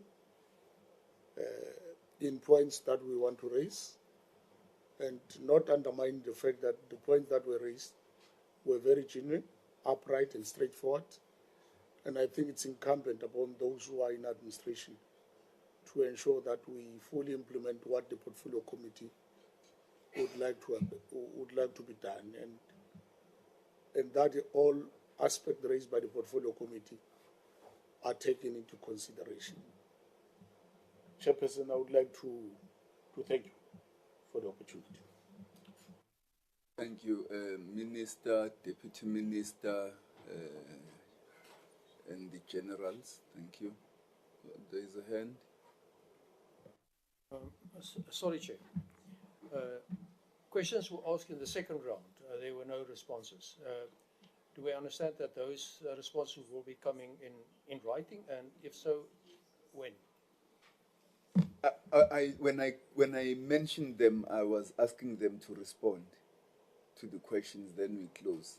I have been receiving a few texts from members reminding me that the meeting was supposed to finish at 4. The members were quite generous in their contributions. And so if you honorable members feel that we should allow for written answers, but let me give the minister to answer those questions they can answer, and the rest are noted, will be responded to in writing. Minister. No, thank you very much, Chair. I won't be long. Again, if they are missing answers from the questions raised, we will be willing to respond, Chair. And Chair, I have to say this with utmost respect and humility, that it will be, I will not be able to repeat the answers that I've given on some of the questions. And if members are not happy with the answers, it's unfortunate. Those are the answers we have. Because member says, the minister should have said this, the minister should have said this. So he has the answers that he wants. So I can't say the things that he wants to hear. I have to say the things that I need to say. So that if members to say the minister should have said this, then why was I asked until they have the question, the answers? So I will not be able to get that and repeat the answers or give answers in the way the members want them. The one that I want to, there was also to say that the member says asked 3 questions. I answered to say I agree with, I stand by what I said. When I say we,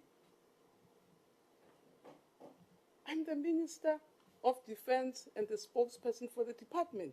So I am entitled to say we as the department.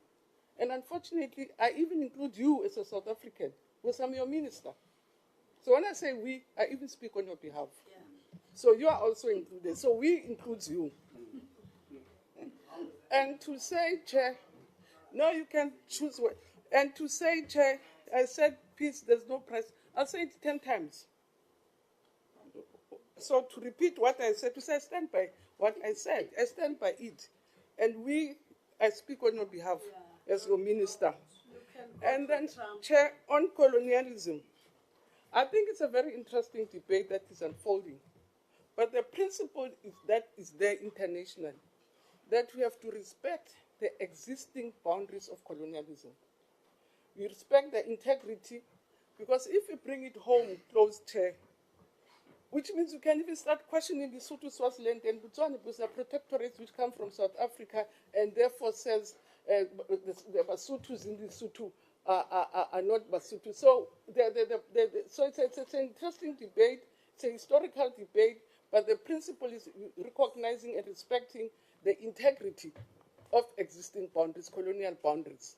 And yes, it has its own difficulties. So Tutsis in Congo are Congolese first, more than Tutsis. But it's an issue for them, and I don't think it's an issue I think we can resolve, but I think that's what the principle is saying. And I think, Chair, we've said so many things about budgets, then in the budget speech. I thought we were speaking about the next time we want us to speak about the budget, what we say about the shortfalls and how that we will be able to answer it, because we can't answer everything in one situation. So we were asked to speak about the situation that in the DRC, and that's what we tried to do. But if there are more questions about the budgets, what we said in the budget speech, we will still be able to do it if members want it. So we'll still do it. And the other one, which I must say, Chair, again, I don't want to be sounding judgmental. I'm quite surprised that the South Africans were questioning solidarity with other countries. We're products of solidarity. That's why we're able to go and repatriate remains in other countries. So solidarity is part of us. Now to say, what do we want there? What do we want there? When we're chased by apartheid, we ran to those countries. It is a responsibility to be in solidarity with countries. So it's not anything that we should be ashamed of, that we're in solidarity. And then, as I say, what the general said, it's also this matter of saying, because one general said this, and he's saying what we want to hear, so what that general is saying, that's the truth. It's our choice to take what the general is saying is the ultimate truth, because the general is saying what we want to hear. And Chair, because I was reprimanded to say I should speak respectfully to members. The member is not here. I really just don't think it's correct, even for members, to cast aspersions on people's personalities. That I travel and stay over. I don't even know anybody, and it's like, go to holidays in Limpopo, because that's where, or even KZN. And so I think if there are issues that we raise here, let's not raise issues about our private personal lives and how do I sleep. Do I have to come and speak about my sleeping patterns? I just think it's a problem, Chair, and I'm really asking for equal respect, because we are instructed to respect. How do I sleep at night? I don't think I have to come and speak about my sleeping patterns. So I do accept that we have to improve communications, But on the strength of the force, I think the other thing also, Chair, this has raised a very important debate. There's a recent report which is ranking defense forces in the country. And I can proudly tell the members that South Africa comes third in the continent after Egypt and Algeria. We're number 3. So we have no doubt. So all the things that were not properly trained, I think we will not be a perfect defense force. We can't be a perfect defense force. I don't think there's any perfect structure, but we're saying in terms of what we need to do, I can assure members, I can assure the public that indeed we are a force to reckon with. We are a force to reckon with. So I want to stop there and say, because honorable members, please. No. Honorable members, let's be fair with one another. Let's be fair. Point of order. Chair, Point of order. Chair, the Minister does not speak on my behalf, nor on behalf of the economic freedom fighters. The Minister's response is a shame, and she should be ashamed of herself, and I apologize, and she will not apologize. I apologize to the nation and to the families of the soldiers who died for what she had done and what the SANDF had done. Not in my name. Honorable members, we are honorable members. Honorable members, what we are doing right now, is shameful. It is extremely shameful. The country is looking at us to discuss an important matter. We allow ourselves to digress from the topic at hand at any given time for cheap party political scoring. Let's not do it. Let's not do it. The country is watching us. There are people awaiting their children. We've all spoken here as if we are sympathetic. If we are as genuinely sympathetic, then let's demonstrate it in action. We may have different views about issues being discussed, but let's respect one another and respect the sensitivity of the topic on the table. I request us to please remain calm. General, please respond to the questions that you have to respond to, and then we close the meeting. Thank you, Chair. Chair, I'm sorry, you didn't recognize my hand. You didn't Yes, recognize let us take the answers. We do not have the whole time to be sitting here. Let us take the responses. Honorable members, you had 2 sessions to raise questions. And on top of that, you don't want responses. You still want to talk even more. Chairperson, the Minister, and what is shameful is that you are saying we need to respect the environment that we are in. Absolutely. The Minister's responses are not respectful. You do not agree with the Minister. That is a separate topic. Who advised her and who advised the President? She says she's speaking on all of our behalf. That is not an answer. Honorable member, I request your respect. Yes, I do. I request it. And don't respond. I request your respect. You have asked questions. If you don't agree with the Minister, you do not have to raise that at each time she speaks. Just as nobody raises their disagreement with you each time you speak. Let us allow the questions, the answers to the questions asked to be tabled. They are being tabled. If you don't agree with them, that's a subject for another matter. General, please respond. Thank you, Chair, and thank you to honorable members for all the inputs. And we, as the South African National Defence Force, take note of the advice, concerns. And as I said, whilst the nation is in mourning, I also am equally one of those that are touched. I just want to respond to a few things. whether state security and the defense force do share in information. There is a symbiotic relationship between SSA and the National Defense Force. There are forums that had been created. We do share and we do take heed of the advice that they give. I think I will stop at that in terms of the sharing. Honorable Chair, I know I do not belong to this elite house, but I would like to raise the fact that the Defense Force is not a party defense force, and nor is it partisan.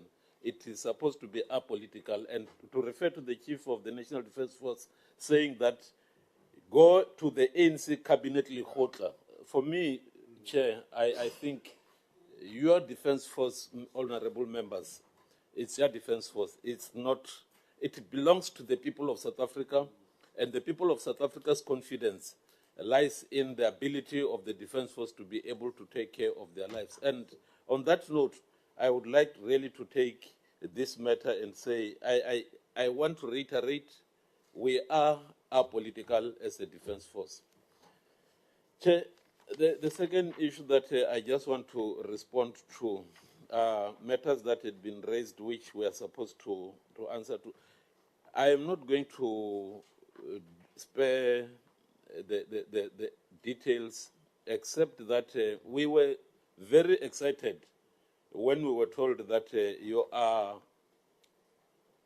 making this sitting an open sitting so that we can at least take our people in confidence and be able to share with them what they need to know.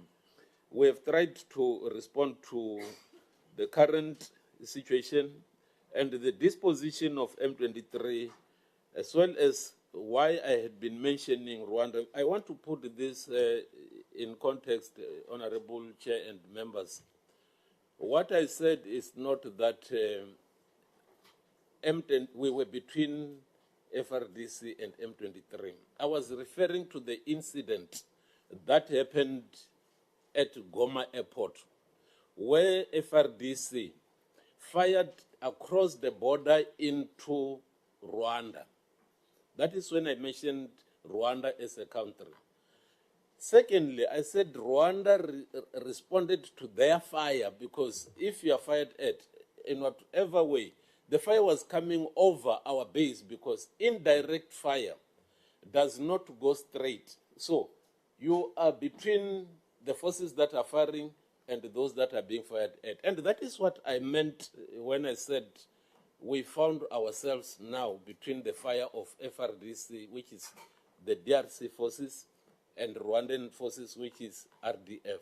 That is the clarity that I wanted to make on that matter. Then the other issue, Chair and members, when we were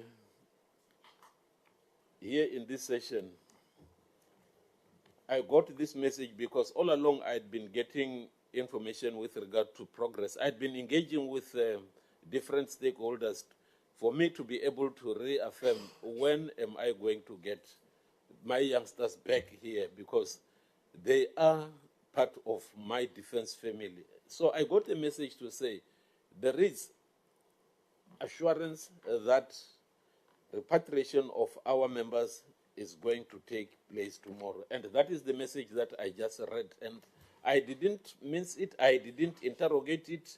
And so that is what I have said. And I am saying so because I'm saying this to honorable members as well as to all South Africans.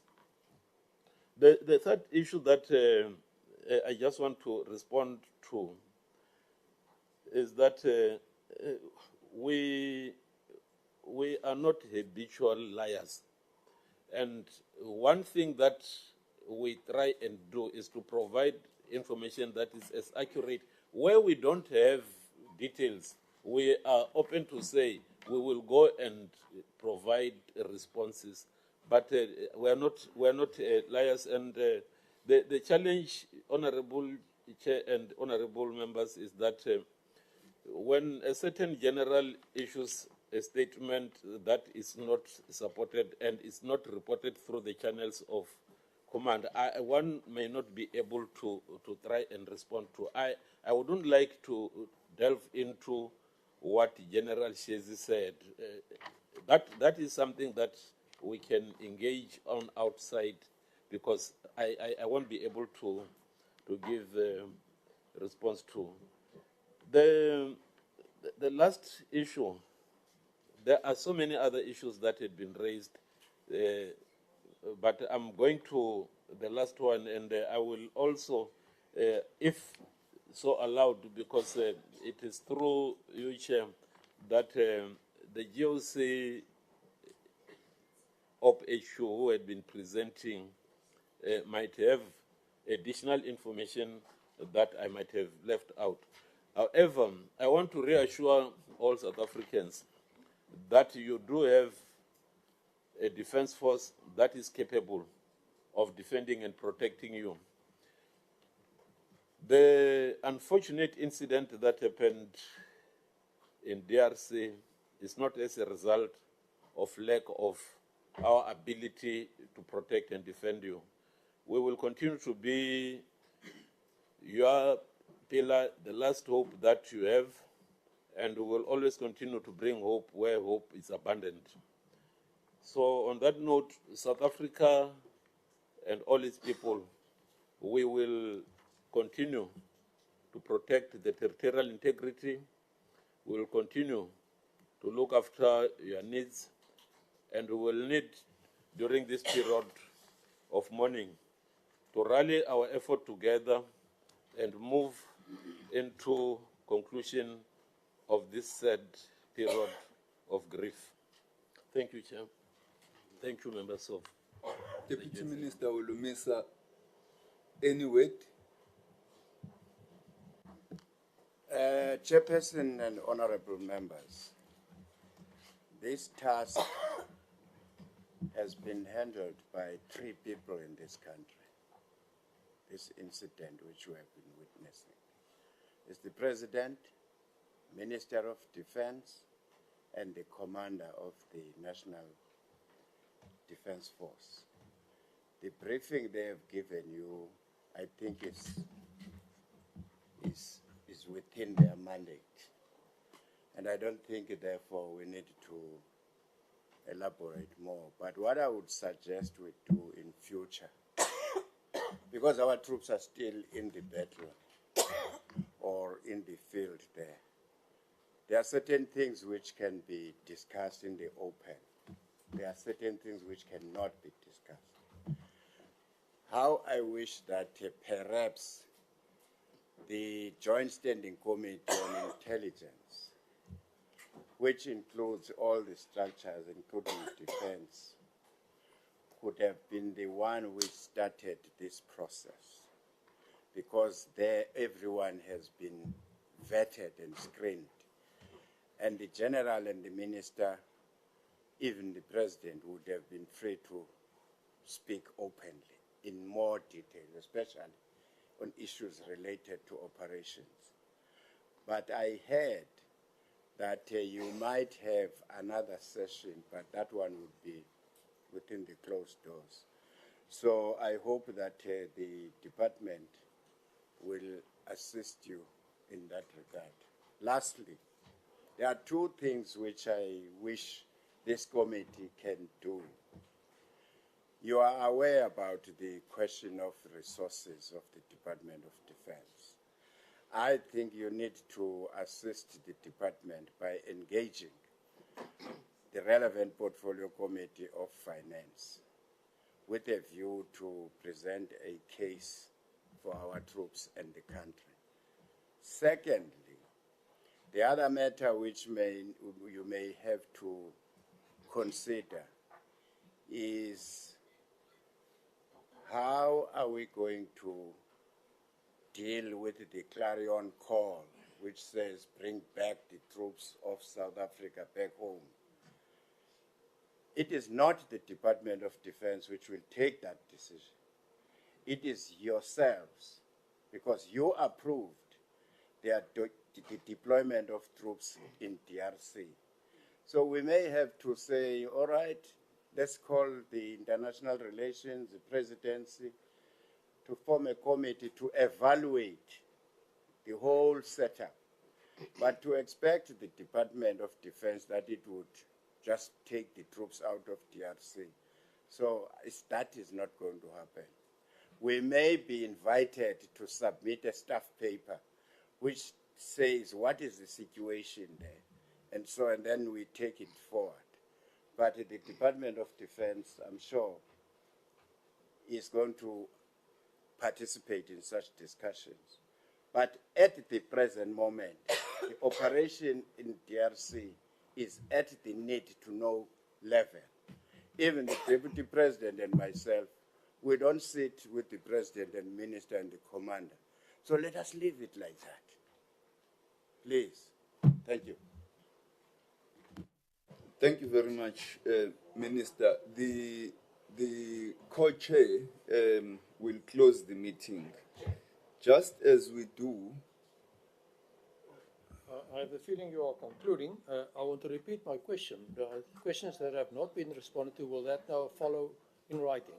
If you just are patient a bit, I would have answered already your question. You are already referring you were not patient enough to listen to me. I was going to answer your question. I was afraid you would say the meeting is closed before I start speaking. Okay, no, not a problem. Just as I hand over to the co-chair, just a few remarks. The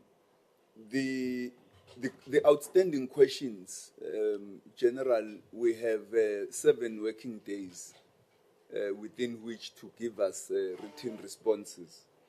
Secondly, we certainly have to pursue a closed meeting for other issues that would not be responded to in a public meeting. So we will ask the presiding officers for a date for that. Thirdly, on the state of the National Defence Force, the committee of the 6th Parliament had made a report and requested a debate in the House on the state of the National Defence Force, particularly in view of the declining budget and other issues. We have written to the presiding officers reiterating that plea for a debate so that we can discuss that issue. We don't think the meeting the debate on Monday will have time to cover that. The meeting on Monday in Parliament, the debate on Monday, will deal specifically with the DRC. We still would like to have a debate in the House on the general issue of the state of the National Defence Force as arising from the report of the 6th Parliament. So we are going to follow up until we are given a date for that debate. We have noted, Honourable Niehaus, the point you raised regarding documentation. I think the issue was the sensitivity of the matter, and because there was a confusion about whether it would be a closed meeting or an open meeting. But the point is noted. We will ensure that that is adhered to going forward. And finally, for SONA, I don't think I think the chief whips of the political parties must raise the issue with the presiding officers because we can't direct Parliament with regard to the, what do you call it? Yes, the Grand Parade. But I think the chief whips of the presiding officers, of the political parties, must be spoken to raise it with the presiding officers. And Co-Chair, I hand over to you. Thank you. Thank you, Chair. Thank you, Minister, Deputy Minister, the Command Staff, and honourable members. Honourable members, the DRC matter comprises a complex and a deeply seated factors in our continent. And I think the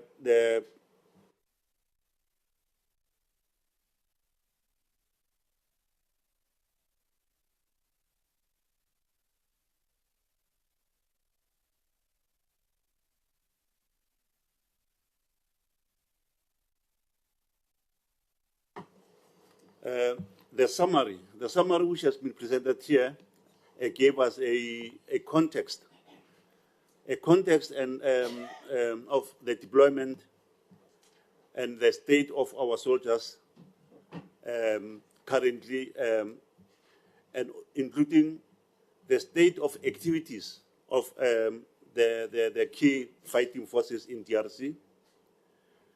And they were very open. And the general indicated again here that the war is fluid in any dynamic circumstances. Therefore,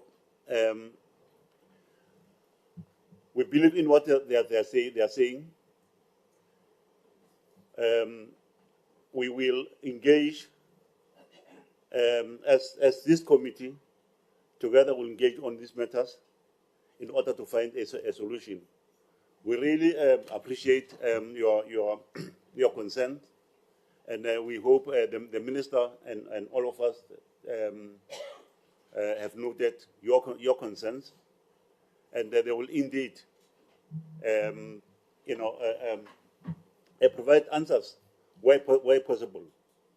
And the issues which are related to operational matters, let's leave them to the command staff, and we really believe and have confidence on the institutions, and we must give them as much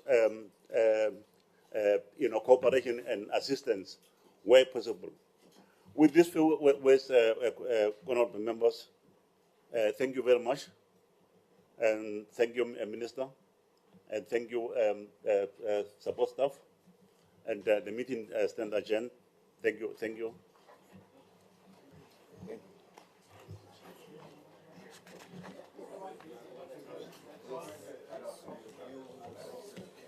At the end.